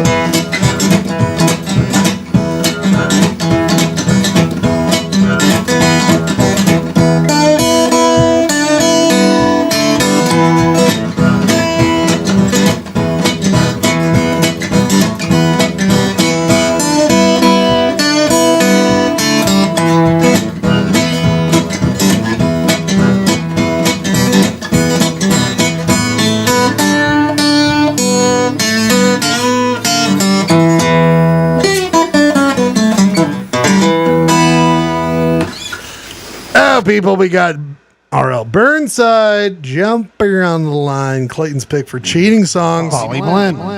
That was a bop. Nice job, Clayton. Good job, Clay. People, we are about to get started here on KTRD Sports. It is time, people. We must get to it. It is the championship. I thought we already did sports. No, it's KTRD Sports Presents. That's sport, yeah. Polly Blend. Hey, speaking of sports, before we go there, Yeah.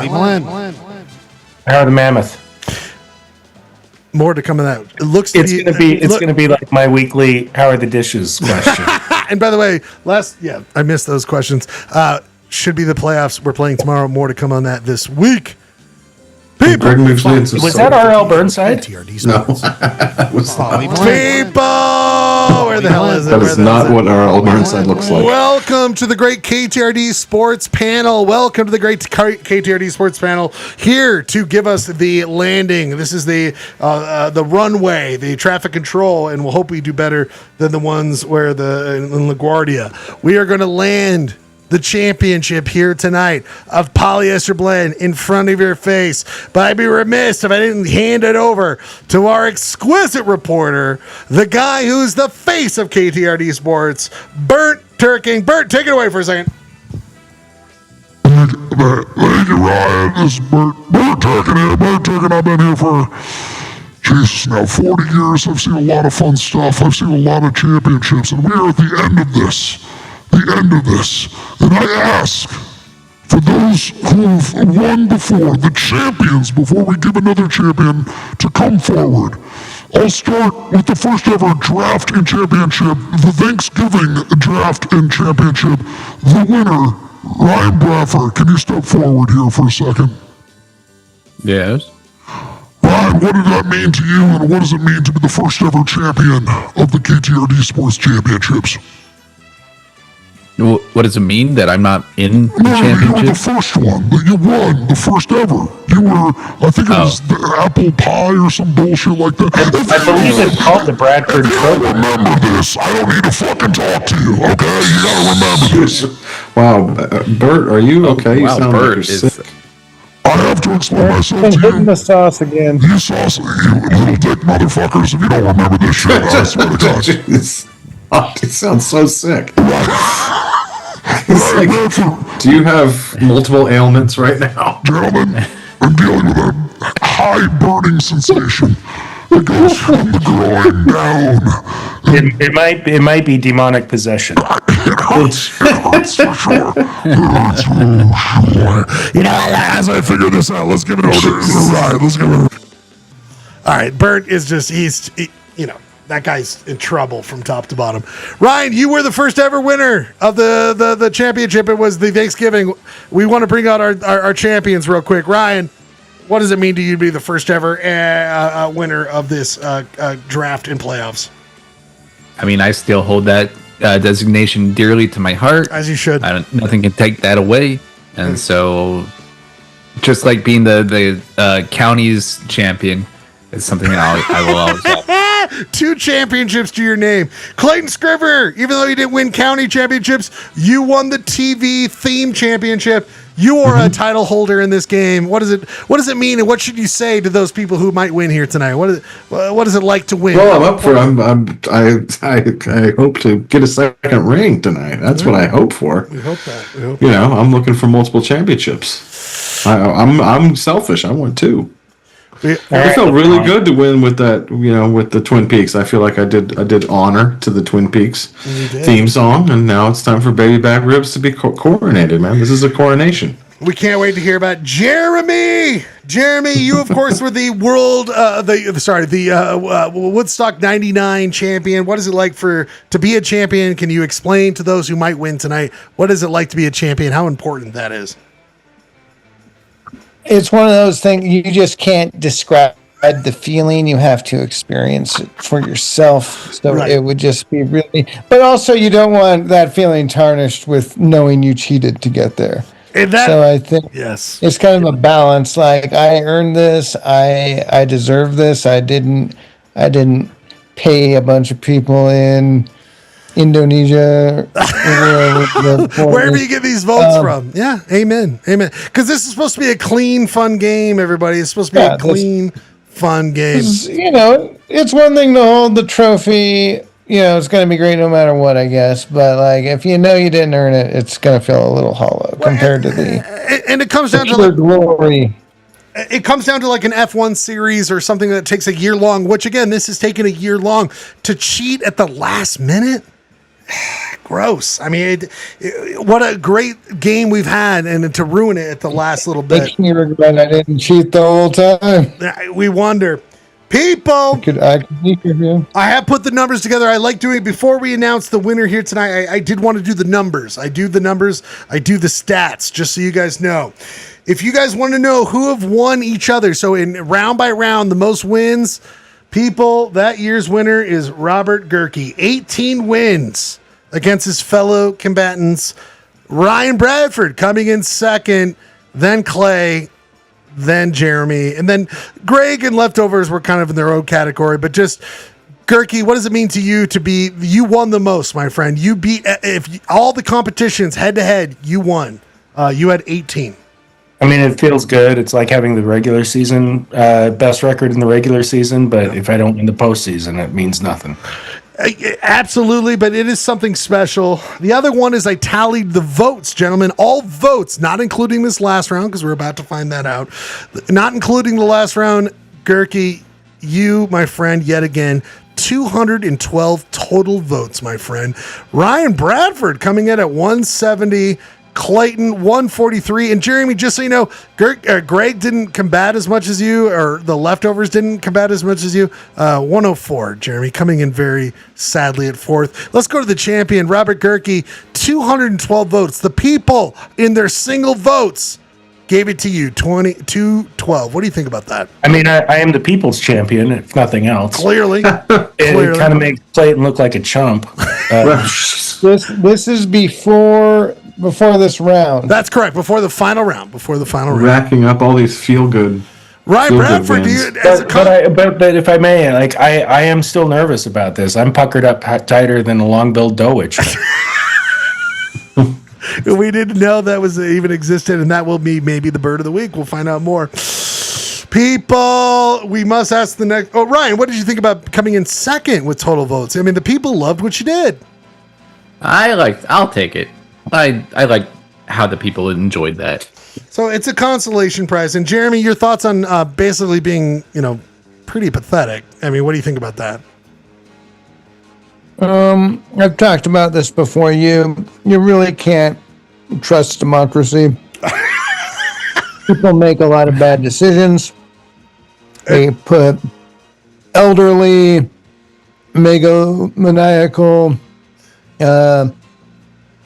criminal pedophiles in charge of nukes. It's so like you true. really can't trust the people to make choices. One thing I always like to do is who beat who the most? Who beat who the most? So when you guys were head to head, who beat the other person the most? And Gerke, you definitely, of course, with your amount of wins, beat everybody else. But Gerke, could you tell me out of your fellow coaches who you think you beat the most out of? So who you beat the most one-on-one?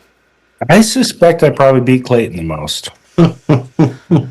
A good answer. You did destroy everyone, but you kicked Jeremy's ass, my friend. You beat him 7 times, and you beat Clayton 6. You were close there. And I guess some of those just didn't even feel like real challenges. So, and most of them were. But I will say, you guys, you Robert Gerke and you Ryan Bradford had it out in the second round. You beat each other's brains in 3-3. You had a real bad. I knew Bradford was the one that gave me a run.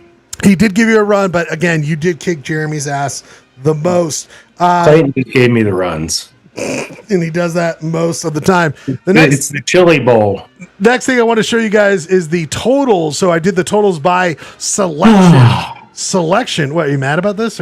Come on, I'm doing a bit here. Come on, what are you mad about? Oh no, I'm mad about Gerke's incessant shit talk. Dude, if you win with Chili's, it's so apropos. And we did forget to do that. This is a great moment to take a break. It's a great moment to take a break because what we're doing here, people, is the great TV Jingle playoffs, and it is down to 2 combatants. 2 combatants have started this thing out, and they are down to the end. And let me show you what we're looking at. They've played out 64 of their combatants to be just a 2, and it is Robert Gerke with the clapper and Clayton Scrivener with the Chili's baby back ribs. This has been a long journey and a lot of emotions. We've the Woodstock 99 didn't have this many emotions. TV themes did, Thanksgiving did, but this truly brought out a lot of feelings that I got from people. To think, Gerke, when you picked as a number 2 selection the clapper in the 80s, I believe, what were you thinking there? Was that going to be your golden boy, your golden horse? No. I thought that. I mean, I picked the Coca-Cola song first, and I think. Yeah, and you're. I thought the Oscar Mayer. I went all in on Oscar Mayer. Lost wieners big time. Your wiener came up short for sure. I didn't think this was the horse, but sometimes it's March Madness. You get a Cinderella. I've got a Cinderella here against a blue blood. And by the way, it is a 7th round versus a 7th pick versus an 8th pick. This is Cinderella territory all over. Clay, you had an opportunity to pick Chili's baby back ribs early in super ads, meaning you had any choice. And you chose to take it at the very end. What do you think about this? It was a moment of clarity. It came to me late. I don't know, but when I picked it, I knew it was for some Chili's. Yeah, were you eating ribs and go, oh shit, I should pick this? Was that happening live? No, I just once I saw it, it came to me, and I realized it was a winner. And I do want to give consolation prizes to those. The 60s, Gerke, you were the 60s man, so you won the 60s. Bradford, Meow Mix, you did a great run there, baby. You were the 70s pick. Robert Gerke again with the clapper in the 80s. And then Jeremy, don't be so sad. I feel like chicken tonight. Kick the 90s ass. The 2000s to 2025. Ryan Bradford again. We got a chili bar. You brought it there, my friend. And then super ads where you could pick any ad ever. Clayton got that with that. So you guys still win mini prizes.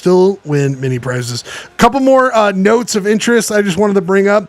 The one that got voted the least in any round was a Greg Midgley. And we want to say MVP of this is Greg Midgley for being a part of this, a guest judge. Thank you, Midge, for showing up.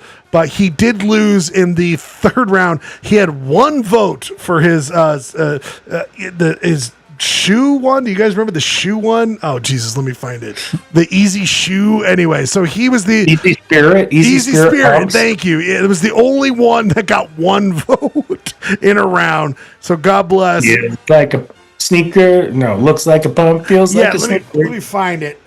Ryan, do you remember Easy? This is something that comes into your mind when you hear this Easy business? No.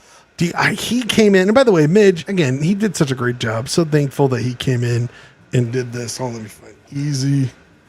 Yeah, here he is with his one. This is the only round in round 2. Looks like a pound. It feels like a sneaker. Looks like a pound. Feels like a sneaker. New shockproof, pain-proof, easy spirit dress pumps with the same insides as. So that was the only one to get a single vote. I like that one though.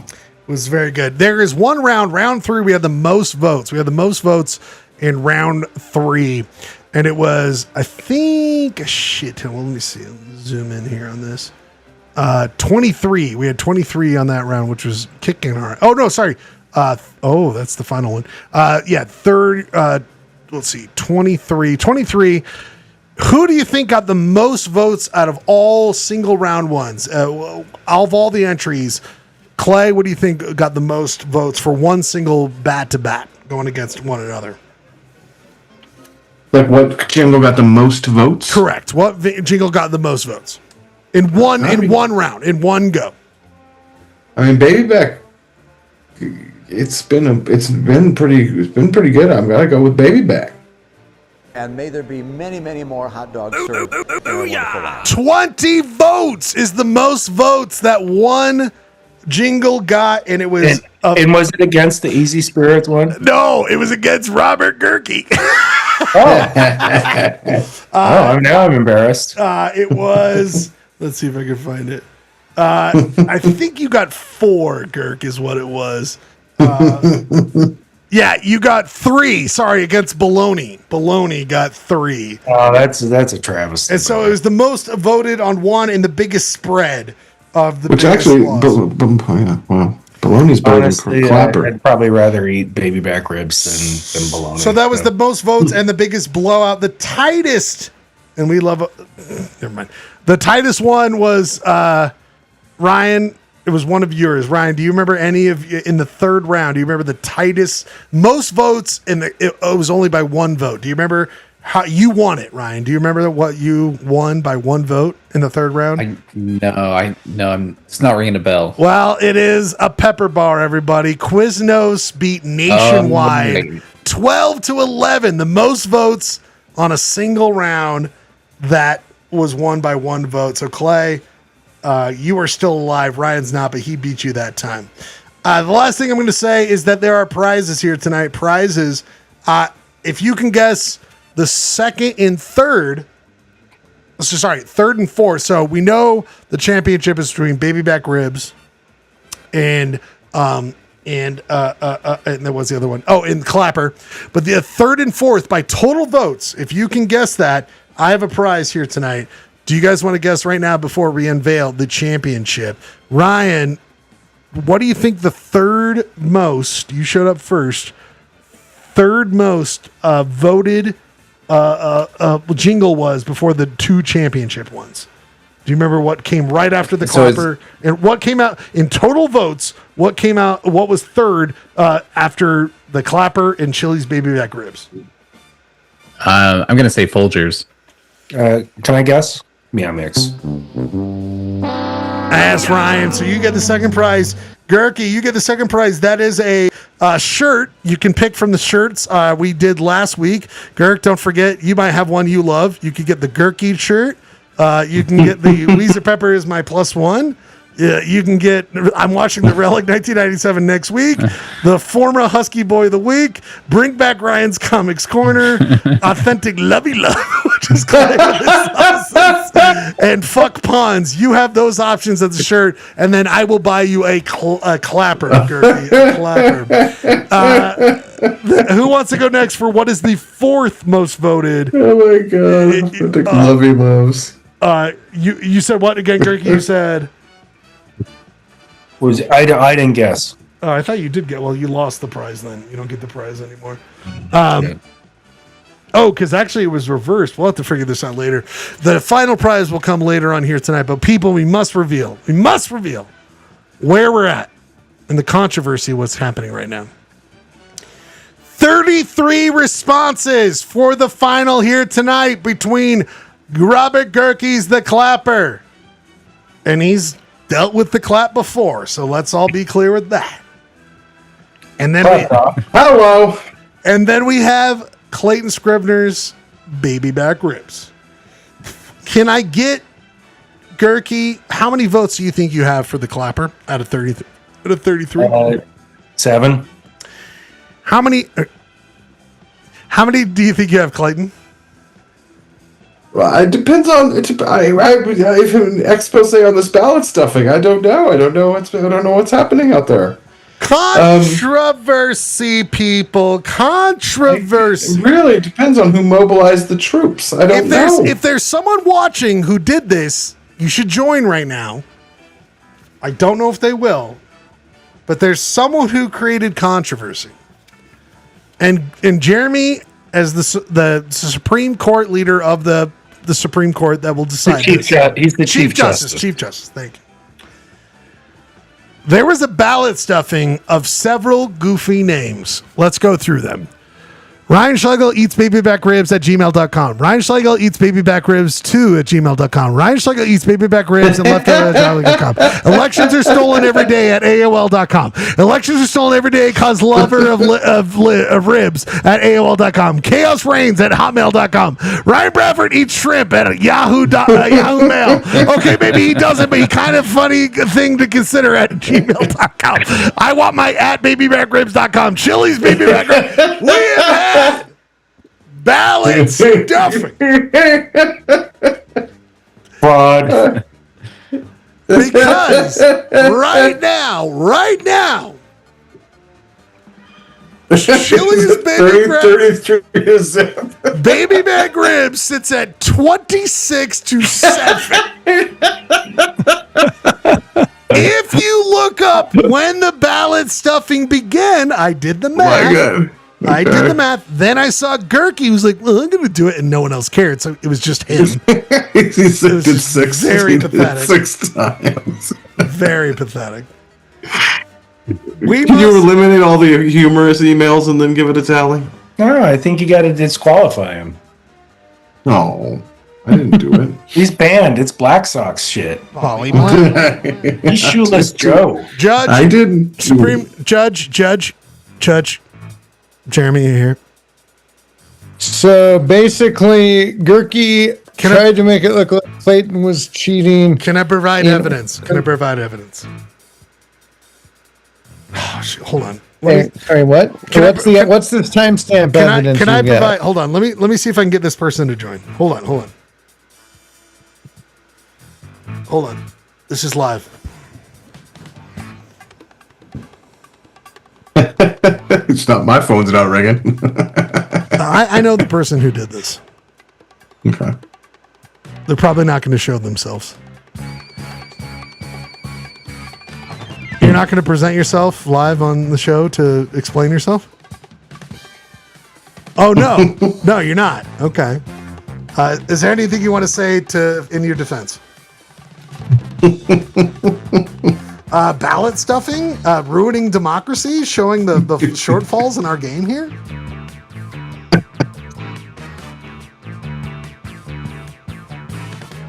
Okay, thank you very much.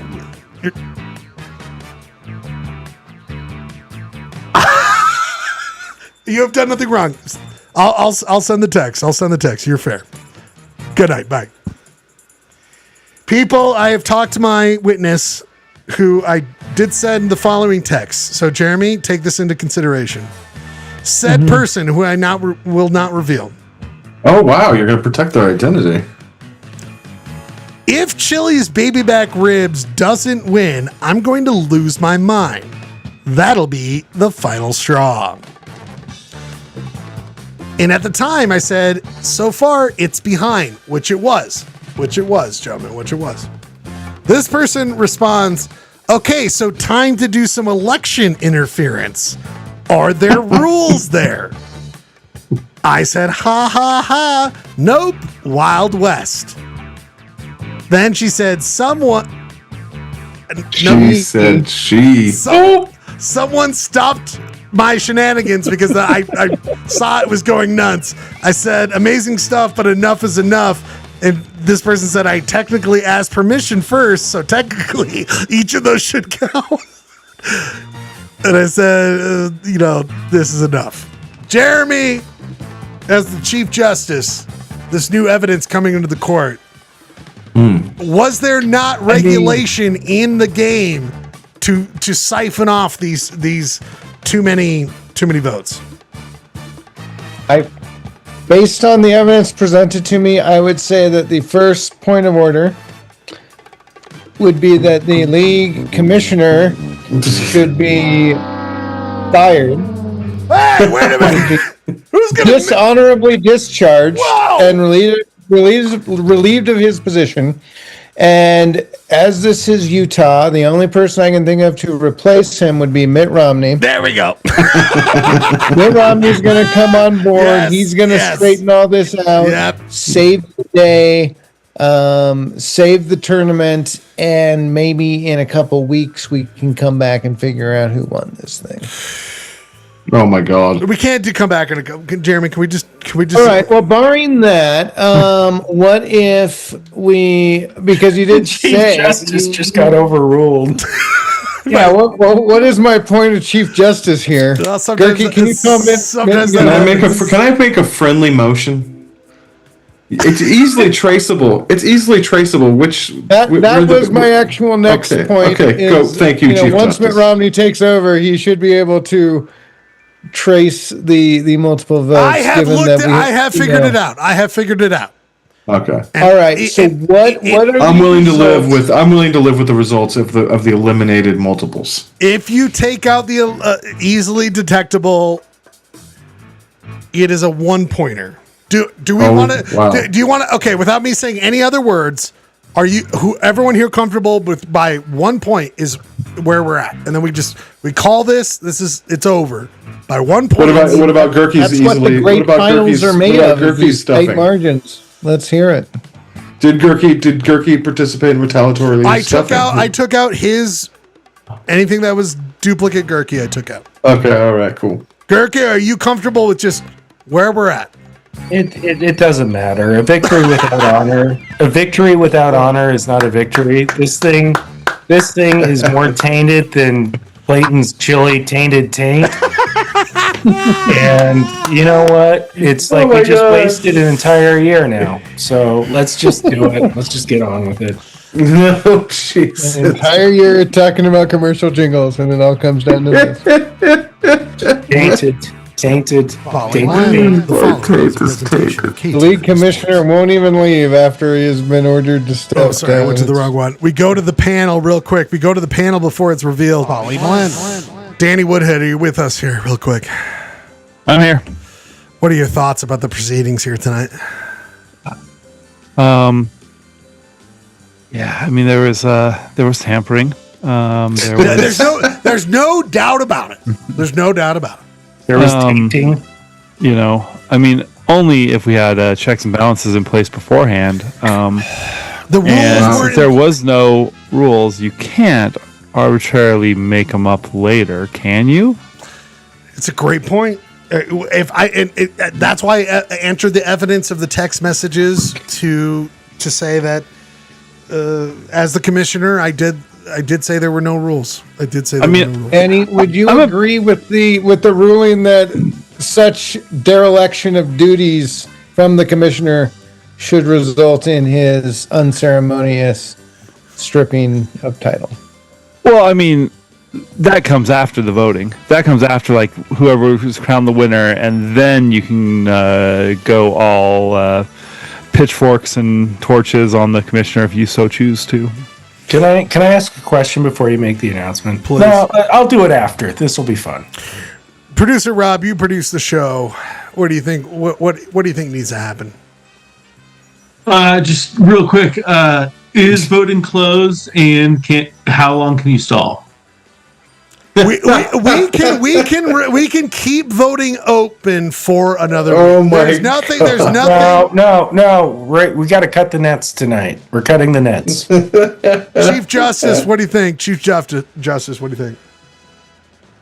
I mean, seeing as the derelict commissioner has failed to perform his duties in any way. If you are still able to click the link and vote, I don't see why that shouldn't be allowed. Just a quick text from the person said, "Oh my God, I ruined your life. Jesus, I'm so sorry." No, it's improved it, I think. But yeah, I would say improved it? Who improved it? Someone gets Who their improved vote in while it's. You did. You just told them to do whatever they wanted. Who is the? Anyone get any guess who our person is? I'm assuming it's Janine. No.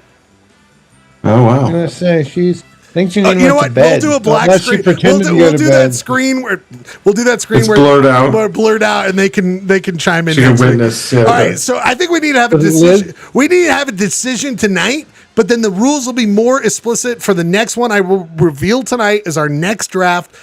Jeremy, what do you think? Just do it. Controversy creates conversation. This will forever be the most contested. Oh, and now even more votes. More votes are coming in now. Shit. I feel like decision tonight. Like decision tonight. Jeremy, I will read the decision of what the votes are right now if you tell me, and I will crown a champion. All right, let's just see what it is. People, the winner of a year-long expedition. New things will come of it. The other guy remains zeroless when it comes to championships. Zeroless. Clayton Scrivener with 35 responses. Chili's baby back ribs is your winner. Boo, boo. Oh wait, hold on. Sorry. Where's this one? Oh, Jesus, there's more. They're coming in. People, it's over. It's over. It's over. Hey, it's over. Scroll back up. No, not all the way back up. Well, you said I lost by one. How many dubious votes were there? Well, so now they're coming in now it's it's a nightmare. Someone's trying to. Oh, so we got Jeremy now coming in here. I'm a legitimate person. I'm allowed to vote. People, it's over. I know who you voted for. I just saw the email. I see what's going on, Jeremy. Wait, is there a Ryan loves him some baby back email? And then there's Ryan House Chicken. Mark says hi. And that should tell a lot right there. Gurky at SL Trib. We saw that. Gurkorama. That did not vote for Gurky. What is the prize for throwing an election? It is over. We go to the press conference. The champagne is flowing. Bird is giving him the championship.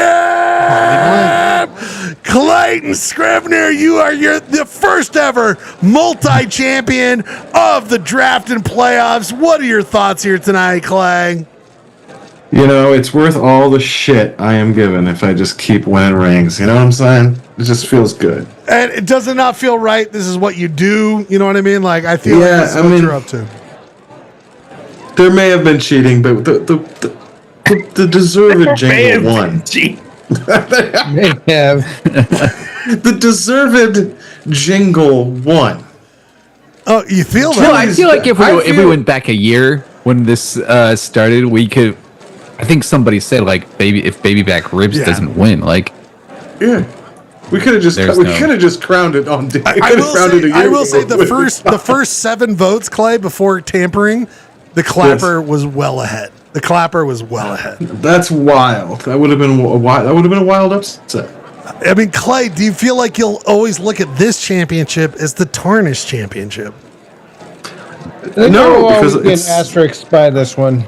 It feels only in the minds of people who want to hate. I will live with this being the clear victor. Now, Clay, what does this one mean more than the Twin Peaks, or do you feel like was this your best pick over Twin Peaks? What do you feel? Twin Peaks was special because it was the first. But I mean, this is like, I mean, if you listen, I mean, I think we should listen to the Jingle. Oh, absolutely, absolutely, and relish in its greatness one more time. Oh, you know, as we Clay, Clay, this has come from Chili's headquarters.com. I mean, it's only right. It's a Husky program. Question. You know? Question. This is Chili's headquarters.com. My guy, my Husk. Clay, Brother, onion blossoms, margaritas for the next 24 hours. That we can't do more than that. It's on us, brother. Thanks for being such a Chili's head. Thanks for being here. Thanks. And I want to go on record and say, Robert, if you'll accept this offer, I will take you out to baby back ribs. As long as you guys can film this, to celebrate this championship together. Yeah, and I'll give you the clap. Gurky, we must go to Gurky. You'll give me the clap. You can't give us some clapper. Gurky, we go to you, my friend. You are, oh boy, you're at the end here. Gurky, what do you think about such a controversial draft? Oh, I mean, it's clear. It's clear to everybody who watched this. It's a farce. It's a farce. like FIFA. It's just a joke, and everybody recognizes it's totally tainted, like the taint. You've been wanting to hit Clay's taint all night long. Absolutely. With all the chili bowl taint, and if he wants to work his way through the chili from the taint up to the ring, and just enjoy that ring taint, then he can do that. I'm not going to deprive him of enjoying that chili-filled ring. Oh, God, I'm gonna throw up. Can we get some outside? Can we get Ryan? You've seen what's going on here. What's going on? What are your thoughts on what's played out here tonight? I'm with Gurky. There's it's too much taint. It's a tainted, or maybe not enough taint. Yeah, not tainted love. Tainted love. Jeremy, you've made some hard decisions here tonight, especially after hearing about going to Chili's and getting that baby back rib. So it becomes harder once you realize that. Jeremy, what are you thinking? Where are your thoughts on this? Is this a travesty after a year of working on this? Yeah, and I think it's clear to everyone who's at fault here. So. Oh wow, Danny Woodhead coming here. On the league. Not since FIFA has a sporting institution so disgraced itself in its behavior. Danny Woodhead, your thoughts here tonight? I believe the better Jingle won. So finally, I get some support. Yeah, it's fuck the controversy. It was real. That is true. It was just that was when I saw like the list, I'm like, this one's got legs. There was one better that did not get through, and I find it appalling that it didn't make it. But Danny, don't ever speak to me again. But sometimes people just don't understand the beautiful art of having a pepper bar. Yes, the pepper And bar. I always thought of your voice, Danny. Danny, can I put you on the spot? Yeah. Breaking news. Now you're a man who has child stuff that you gotta deal with. You got a lot going on. But can I get your commitment right now? Will you be a coach in the next draft? You got it. Yay! We have gotten our new coach in this. Producer Rob, your thoughts on the controversy here tonight? God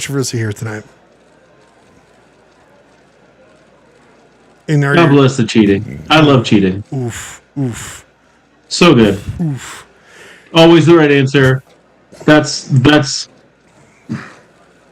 Clayton needed it. I really did. He did. He needs his second championship. Can I at least get an asterisk on this championship to represent how near it was to the taint? By the way, Cooper. I moved the. Can we do a round robin to say which ones were robbed?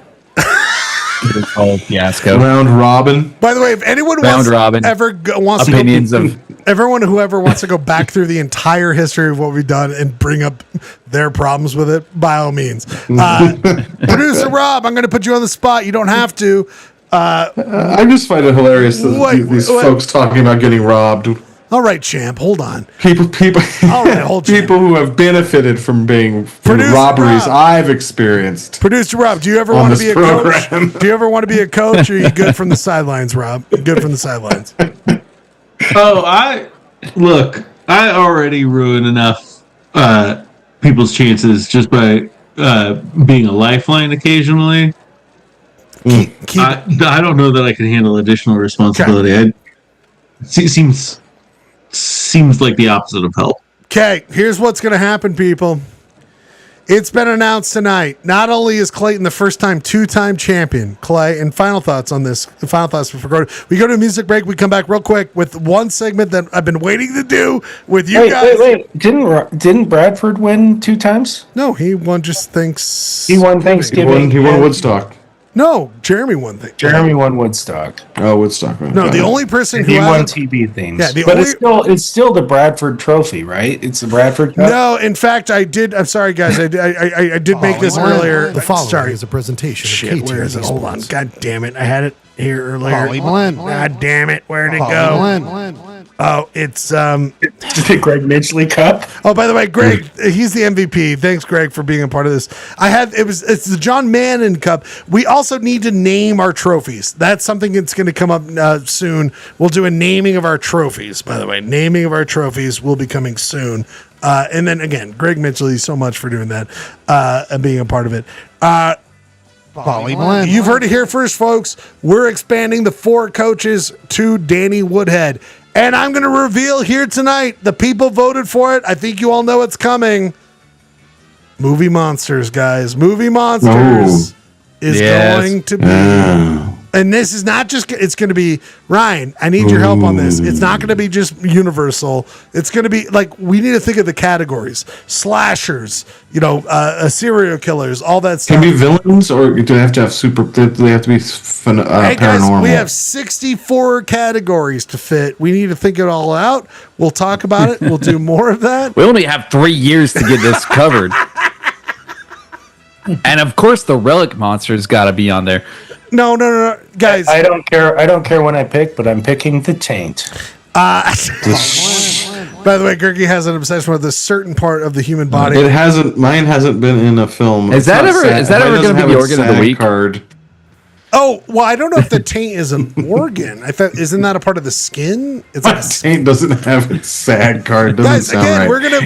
we're gonna cycle through. And by the way, we will not get to the relic this week. We will not get to the relic this week. But would be a perfect monster. I think of a great monster. Relic monster. We're gonna come back after a just a 3-minute break, and then we're gonna do a new segment, which I'm gonna lead in very nicely. Everyone's wanting to do this, and then we end the show. Just a very quick, it's not going to be long. No topics here tonight, but this is a great topic.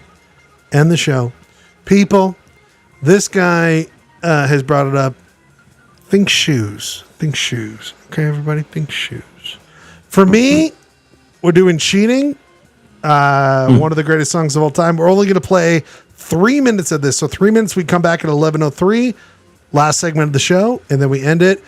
Clayton, congrats on picking a theme way later, but it took you to the promised land. And by the way, those ribs are reasonably priced. If you want to check out Chili's, they've got great deals every night of the week. Tell you, Gerkie and I are going. We'll take some pictures.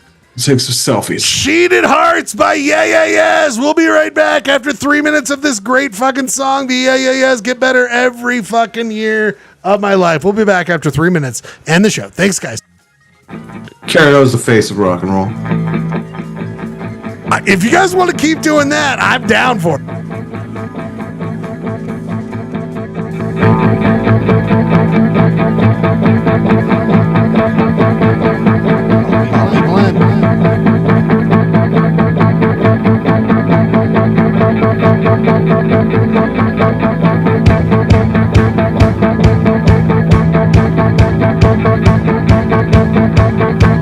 Cheated by the opposite of love, held on high from up above, kept my high from the second one, kept my eye.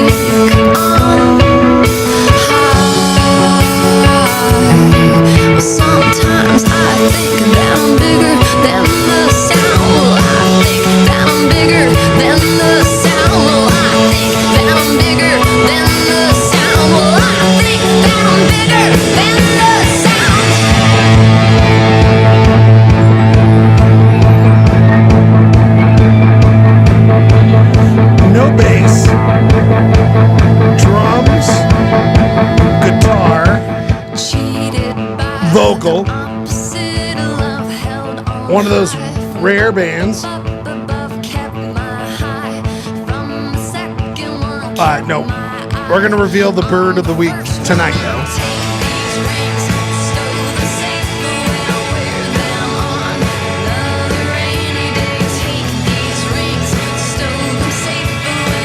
The person who creates chaos is deep within Arkham's asylum.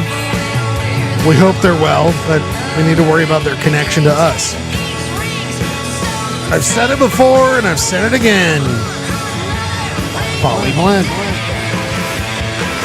I think the Yeah Yeahs are criminally underrated as the face of rock and roll. I love that, like I said, the face of rock and roll, and it caused all sorts of chaos, because I think you understand what I'm asking about that. Of like, because it is like in 1977, it feels like Rolling Stone would be like, who's the face of rock and roll? And now it's so far from the zeitgeist of America, like rock and roll is so forgotten, to think of like, who's the face is like, that's why I asked that. It seems so silly to try to name that. Who's it's like who's keeping bluegrass? Who's the face of bluegrass? You know what I mean? Like, right? You don't understand what I'm saying? Like is rock and roll the most popular thing as we were kids, but now it's like, I don't know, your dad likes it. You know what I mean? Right, yeah. The kids you teach high school level kids, is that correct? Yeah. I mean, they don't listen to guitar music. That's what I'm saying. It's like, any of them like, hey, dude, I love the Kinks. Like, no, that's not happening. And like, but those bands that we thought were so sacred, Ryan, are not sacred to anyone but us. You know? Does that make sense? Yeah, sure. I mean, are we talking about like who can make the call of like face of rock and roll? Well, I'm just saying, like, when it comes to face and rock and roll, Jack White continues to make shit. The rock and roll I listen to has been dead for 30, 40 years.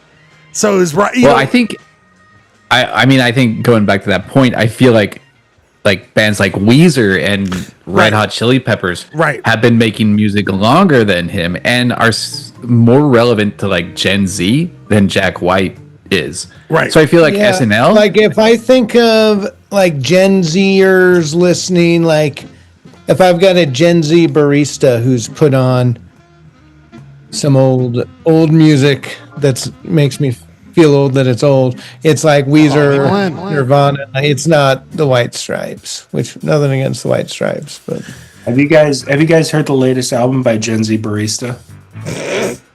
It's I heard a sneak peek of the new Hearts Full. There's the face of I've rock got and this roll. guy keeps asking me for some early mixes, and I'm like, no, can't hear them. They're too good. Till they're ready. Well, I don't know. You look at with Gen Zers and like rock and roll, where like we want to consider guitar music, basically. Like, there's that God, what the hell is their name? That crap band that says they're hardcore. They just won a bunch of Grammys. You brought that up. Yes. Turnstile. Just won a bunch. But Kill Be Black Party headliners. Turnstile. But is that to that point? Like, Danny, is it like, is hardcore still going, or is it like, you know what I mean? Like, I am great. So Rob and I over the weekend we were talking about new music, and I'm like, dude, check out these bands. And there's a few. There's this YouTube kind of greaser Latino punk band out of LA called the Mainliners that are just awesome. It makes you feel nostalgic. And this like a new band. And there's also this other band came out called XCOM. And the drum, you see them, and they look like they're so young. They look like they're teens, but they're all in their younger 20s. But the drummer is the son of the drummer from Anthrax, and it's like good 90s hardcore. Like, it's so. But that brings up a question though, Danny. Is that like, if you were to like, if you and I are like, we're on a road trip, and you're like, I'm putting on hardcore, and I listen to it, I'd be like, fuck yeah. But am I going to it? Are you going to hardcore as just a regular play? Oh yeah. It's on my regular rotations. I literally like. I mean, talking about old school hardcore, I was listening to Gorilla Biscuits before I came on. I mean, it's like. But that's a great. And Brian, like, do you listen to like what would be new punk from the '90s? I assume like the new Rancid. You know, even though we know Rancid can never be repeated, but like, you know, are you trying to find that sound still? I mean, I would love to find I'm sure they're out there. They are out there, but I'm just not finding them. Yeah, if there was like a new Rancid, I would be totally down. But yeah, some of the new stuff, like there's a newer band called Twisted Teens, which is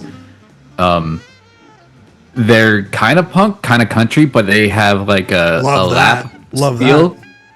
Lap steel as a permanent What's member. The name of the band? What's the name of the band? Twisted Teens. They do like lo-fi punk, kind of like what you would hear in 2009. Hell yeah! But maybe a little more genuine, I think. You guys Danny, I don't know if you've heard the band Military Gun. I feel like they are the antidote to Turnstile. Like they're kind of doing that. I don't know, like positive hardcore, like community hardcore, but like genuine instead of phony. Playing the Depot this Tuesday. Who is? The Military Gun is playing. Oh, are they? Yes, this Tuesday. All right. So I mean, I have. May 5th. May 5th. Okay. I have a weird. It's not tomorrow. If we want to break like hardcore, like just coming out of the hardcore scene in Salt Lake City in the 90s, which was a huge part of my high school life and everything. It's like, for lack of better words, like all this shit is just wimp shit. Like it's like what happened to like my good fucking New York hardcore bands? What happened to like people just getting the shit kicked out of them and like, hey, don't cross that line. And like, I'm not trying to say like violence is an answer. Or the energy. There's that energy. There's that energy. There's that like that sense of community. And then this like fucking like, I'm going to bring up this turnstile bullshit where it's like, just, it feels so fake and feels so like, just not what the movement was like, the scene was about. And I think that's what something was really fucking special in the late 90s was the hardcore scene, not just in Salt Lake but like throughout like the country, in Southern Cal and in New York, and like I know like Cleveland had a really crazy scene going on too for a while, and like the crazy metal bands coming out of like the real death metal bands coming out of like Florida and stuff, like it had a feel to it. I would say, Danny, that I was always obsessed with one record that was shown to me that was probably one of many to you, but Converge Grimlock split record. Do you remember that? I was just about to bring up Converge, who just put out a fucking rad CD or album this year, and they just announced that they're going to put out another one. So Converge are going to put out 2 albums this year. That band...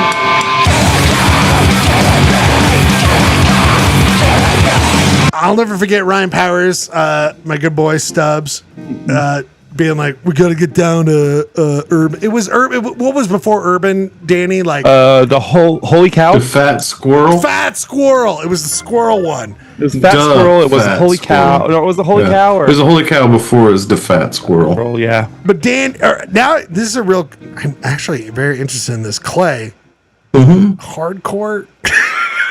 Are we at war with the squirrels though? Well, I was just saying Converge, it was like a secret show, like Converge is playing tonight, and it was at the Squirrel. What is urban now, but it was at the time the Squirrel. But now I'm interested in like Clay. Did you ever touch, like, hardcore was always around for me? Was it around for you? And like, were you interested in that? No.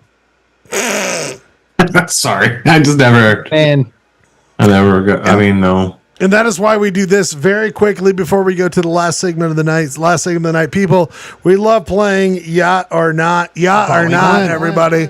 And this can't believe this is on here. People, one song only, and then we get to the final final segment of the night. Have you guys heard of Jennifer Love Hewitt? Jennifer Love Hewitt. Oh yeah. Yeah, of course. Ryan, what would you say she is? She is a movie star. She's a movie star. Yeah, and then in the 90s, late 90s, they tried to Also, also. was she in a television show? Well, she was on. Was it Party of Five? Right? Party of Five. Yes, that's right. But she was also a part of I Knew What You Did Last Summer, Can't Hardly Wait, all the star of the 90s. She made a record. A song is called "Baby I'm a Want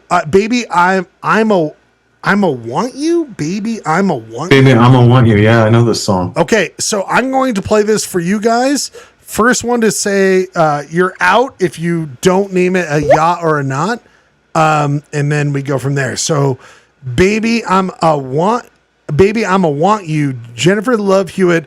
Is it yacht or is it not? And Ryan, you weren't here last week. The yacht or not, Scott, it is based on like 100 points. You're yacht. 0 points. You're not. 50 is the line. So if you're a little above, Below 50, you're not. yeah, below 49.9 is not. Yeah, 49 not, 51 not. Does that make sense, Ryan? Yeah. Okay, let's listen to Jennifer Love Hewitt. "Baby, I'ma Want You."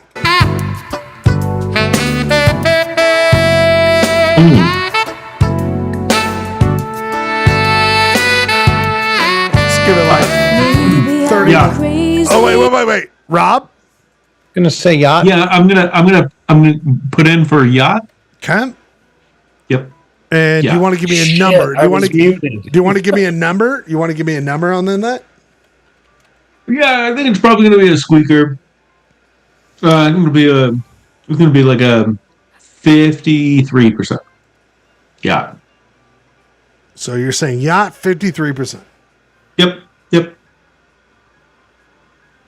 I'm gonna say. I thought the last person. No one knows. You're already playing. But you, What you like? Set. You said the last. If once the last person to say something, and then we'd start looking at numbers. but this is a cover of an actual yacht rock Yeah, but song. Jeremy, we've established his. Oh, Jesus. Yeah, we've established his. Yeah. All right, we'll start from here. Jeremy, go first. We know it is not yacht. It is not yacht. Give me the number. Give me the number of not yacht. I'm gonna say 46.9. Oof, very good. Gark, you seem interested in this little game here. Yeah, I was mad that I was muted, but 48.7. Very good. Clay? I'm going to guess 36, but I'm going to say the original by Bread is a yacht song. Ryan, you're new to this yacht rock game. You know it's not yacht. Do you understand why it's not? Or are you still confused? Did Clayton give a number, or is he just going to taint it He up said, again? I thought he said, It said 36. All right. 36. Ryan? All right, taint it Taint over. it. I still kind of don't understand, but I think I do. It's I'm not gonna say yacht. 40. No, it's not yacht. Yeah. So 42. 42.3. Anyone else who want to join in? Danny, I don't know if I got you. No, Oh, I think we'll do more yacht rock here in a second. I will say this.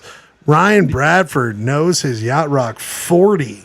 40 is the total, Ryan. So you take this one. It is, you said 42, right? I did, yeah. He knows his yacht, and it is I not. wasn't too far off, but Bradford got me. So once Clayton said his bread thing, I'd already guessed. I looked it up, and you know how wrong Clayton was? How wrong? What? He's so wrong that Jennifer Love Hewitt's version is more yacht. Oh, really? Bread's version has 15.25. Oh, damn. Bread. Fuck. We go in order who showed up here tonight. We do one memory. J-Lo Hugh brought the yacht up, but she couldn't bring it up enough. But the yacht's not showing no love for Bread, huh? We go in order of who showed up here tonight, and then this is our final segment. It's memories, but it is Ryan. Oh, no, that one. I was going to do that later. Ryan, favorite pair of shoes you've ever owned? Oh my god. I Maybe I have the current It's one. it's I'm not on your wearing them foot right now. It's on your foot right now.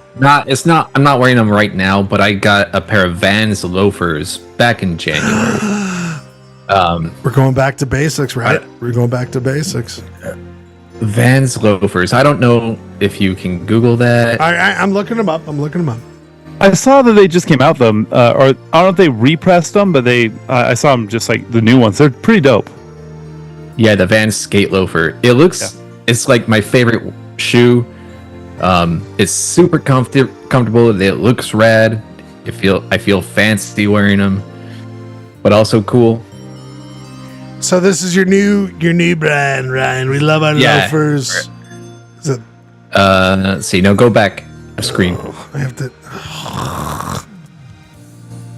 And how'd you find these? Which one?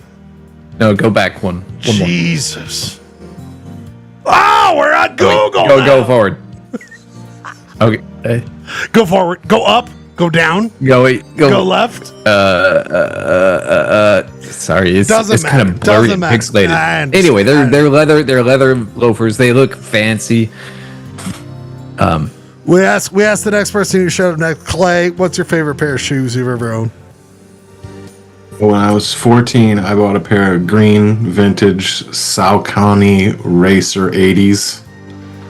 And I got made fun of so much in junior high school, but I did not give a shit. And it was when I realized, like, I'm going to wear what I like. Not what people think is cool. What I think is cool. Love it. And that was my favorite pair of shoes. Jeremy, you were next to show up. It's definitely Chuck Taylor high tops of some sort. That checks out. I had some black, gray, and white plaid ones that were really cool. Janine got me. They're almost falling apart, but she got me these kind of cool, like special edition ones that are like You see, they got a hole in them now. But you've worn them the fuck out, right? Yeah, and they got like this loop to pull them up, and got kind of this extra. You can see some of the detail there. I'm not sure like what this design was called, but it's kind of got like some extra cushion and stuff too. So they were pretty comfy. So that might be my favorite. I still get compliments on those, even though they're like beat to shit. But I guess the true Chuck Taylors, you gotta. I've got thoughts about that for sure. Gurky, your favorite pair of shoes you've ever owned? I mean, I had a great pair of, I think they were Rockport Oxfords in brown that I really liked. I wore the shit out of those. But I think the pair that I missed the most is my first generation Bo Jackson cross trainers. Those BKs? No. They were Nikes. It was like Bo was going to be bigger than Jordan. Remember Bo Jackson? Bo. You don't know. Bo knows. Danny, you came on next. Your favorite pair of shoes you've owned? I have two pairs of shoes that are always in my repertoire. And it's the Vans Old School Lows. Oh. And I put this above the Vans Old School Lows. Adidas Sambas. Oh, those are great. And by the way, Danny, I'm already realizing we're only going to scratch the surface of this segment. This is a perfect Danny takes over the segment next time where you lead it. So just know that. Producer Rob, favorite pair of shoes you've ever owned? Yeah, I've had some time to think about it now, and I think it was my jellies. Oh, like the Big Lebowski, like those ones? Yeah, my jellies. Really enjoyed those for a lot of years. They were real nice, real comfortable. They tanned little weird polka dots on my feet, and they were always a little bit embarrassing to wear. By the way, I'm going to work with Danny on the next time we do this because he knows shoes. I have 8 more questions. We're not going to get to them tonight. It's a new segment called Polyester Blend Shoe Talk. But we are going to ask one final question about Shoe Talk. Everyone just needs to give a yes or no. And then we will end with merit badges. Ryan, you started first. You joined the show first. Flip-flops, Ryan. Flip-flops, yes or no? Yes. Clayton? Flip-flops? Yep. With conditions. Okay. Kirky? Or Jeremy? You're not concerned what the conditions are? Do you want to, you may, why didn't you say them? What do you want You got to be like doing something that's flip-flop worthy. You can't just be like, you know. You're looking at like a whole human's foot, right? Like you're just looking at it. Okay. Yeah, that's why you got to be doing something that's like flip. Are you going to the beach? You going to the pool? We go with acceptable. Jeremy, flip-flops, yes or no? I'm gonna go no. Like even at a beach or pool setting, like I agree with Clayton that that's the time to wear them, but I never find them comfortable. Right. So I get the open air doesn't like you're at a beach, you end up getting like sand in them, and you're walking around on sand. I shouldn't have said beach. I mean, I'm mostly pool based. But pool, yeah, I think there are, but it's you can slip in and out of them. If you got sand, you got to rinse it out. They're rubber, so at least you can kind of clean them out earlier when you go to the little beach shower posts. So I don't hate them in those settings, but I'm never like, oh man, I wish I could wear these year long everywhere I go. Who do we have next? I think it was Gurk. You show up next, or who showed up after you? I don't know. I think it was probably. Go. I just love that we have the guy talking about how you have to rinse sand out of your flip flops, talking about having to rinse sand out of his flip flops when he's got a gaping hole in his Chuck Taylors. Like you never have to rinse those out. Does nothing ever get in there? Do you never have like a duck crawl in there and lay an egg? Like wow. Come on, man! Like Turkey's going hard today. You wear flip flops. Flip flops are the best. They're like I've got a pair of waterproof Chuck Taylors that I wear when it's raining. And other than that, I'm not walking around fucking duck's nest Gurkies. I know Gurky just likes to go walk around, prancing around the duck nest. But I don't do that. I go stomping around. I make omelets. Duck omelets. Danny, but his shoes are sealed, so it doesn't matter. Or he's in flip-flops. Flip-flops or no, Danny? If you wear them outside of going to the beach for pool, you're just a gross human. Thank you. Rob, producer Rob. Flip-flops are, I think, probably like among humans on Earth right now, like the most common type of footwear. So I'm not going to say most people are gross. Well, that's nice. I think that's a pretty chill. I think that's a pretty chill type of shoe. Right. Pretty fine. It's certainly a humble shoe. Yeah, I mean, pretty nice. Okay, we'll give that to you. Shoe talk. I have so many more questions with shoe talk. Humble shoe. He says. I'm going to work with Danny Woodhead on this because I think we have a lot more questions on this. Two final things. I think that more this has more to do with your feet, Ryan. I got gross. No one wants to see this. Duck Watch. No, this one. Anyone want to scream out what it is, or I will just reveal. Anyone want one last chance of what this bird is? Utah bird of the week. Anyone want to try? I feel like I cheated. So you guys just want an easy little hint. I'm Bill Dowitcher. It is a type of phalarope. A what? It's a type of phalarope. Phalarope, red beak, red. Look at the bird. Redneck. It's got to be redneck something. Rednecked phalarope. Clay's disqualified. He knew that earlier. It's a redneck phalarope. And by the way, Clay, don't I suss that out the second you were like, I guess. It's a red beak, red. What is it? Clay's got this text message with a video. He's looking up his text message instead of looking at the bird that clearly has a red neck. So no one gets the redneck phalarope.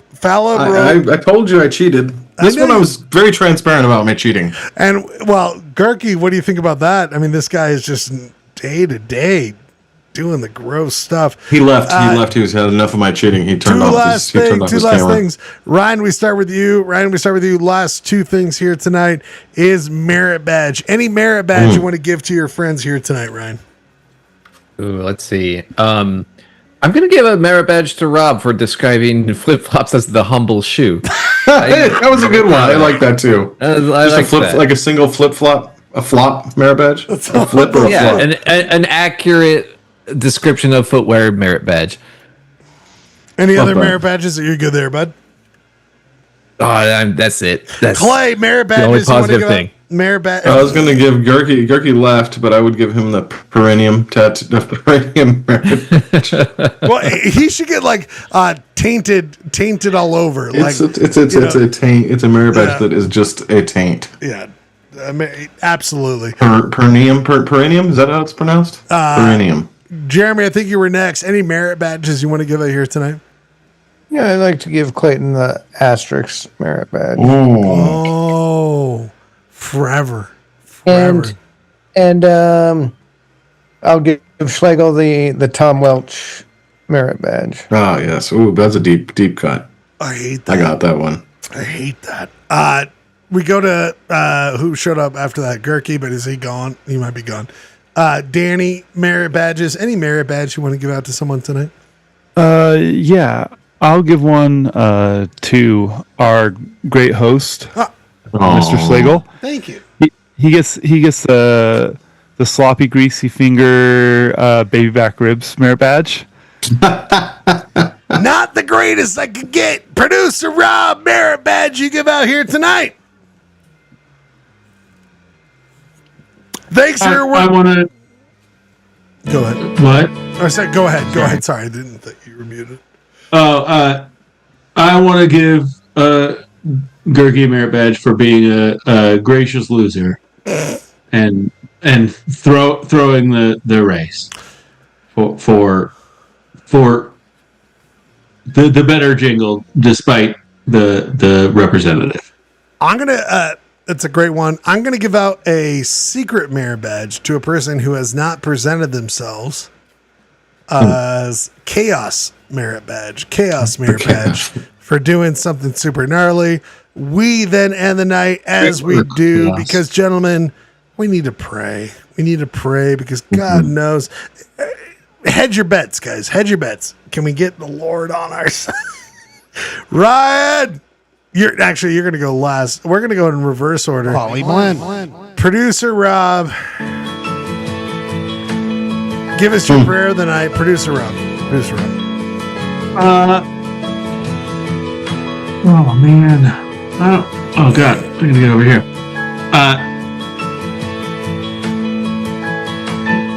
Look, I wasn't ready for it. Well, you got to pray sometime tonight, brother. If you're going to touch I would the like Lord to pray Jesus Christ. for the Jehovah's Witnesses. There we go. That came to my house earlier today. There we go. And really wanted to sell me on the kingdom of God, and really can't tell me what the fuck it was. Did you? Of course you did, Rob. Did you bring him in? They couldn't tell me what the fuck it was, and the pamphlet they gave me couldn't either. But we all shook hands. You know how much I love you, Rob. You know how much I love you, Danny. What are you praying for? I will. I'll do a prayer. I think I've done it a couple times here, but I like to end the night with it. And it's a toast to all of your coffins. May it be built from the wood of 100-year-old oak tree that is planted tomorrow. Oh, wow. That's an actual prayer. We love that so much. Gurky? I don't know. Gurky next? Let's go, Gurk. You want to come to me? Well, I'm going to... The Lord Jesus Christ did. All right. Yeah. I guess I'll pray for my friend Clayton. Receive solace and peace. And in despite his wicked ways, they've rewarded him on this planet, and may he be cursed forever in his wickedness. We love and that. May his taint burn with chili. And by the way, Gurk, really working on that taint comment. We go to Clay. Final prayer of the night? Oh wait, did we get to Jeremy? Jeremy, sorry, Jeremy. Yeah, sorry. Am I unmuted? You are, and the Lord's listening. Lord, I would say, open the fucking straight, you crazy bastards, or you'll be living in hell. Just watch. Praise be to Allah. We got. Hey, Jeremy James Matthews. Clay, you heard it from the man himself. Prayers to the Lord. How do you follow that? I'm gonna pray for the dude that got arrested for flashing all those people at the Mormon conference. What up, dude? You were seen. That's it. Ryan Bradford, penultimate prayer of the night. I'm gonna pray for all these audience members at the hardcore show Danny posted photos of. All these people that he's jumping on, who is probably injuring via crowd surfing. Oh, you gotta have fun. You know, that's what I was talking about. That's what I was just saying. Like, hardcore had a soul back then. I'm sorry. People, I pray for us to have another show. I can't wait to hang out with all of you guys again next week. We're going to hang out with the Limp Bizkit crew. We got things to talk about. Hang out with us in the Limp Bizkit crew off the air. Until then, this government of the United States of America does not represent Polyester Blend. We have voted otherwise. We don't want this. We want peace amongst all of us and prosperity. Until that happens, we will keep fighting against it. Polyester Blend will be back next week, everybody. Poly Blend.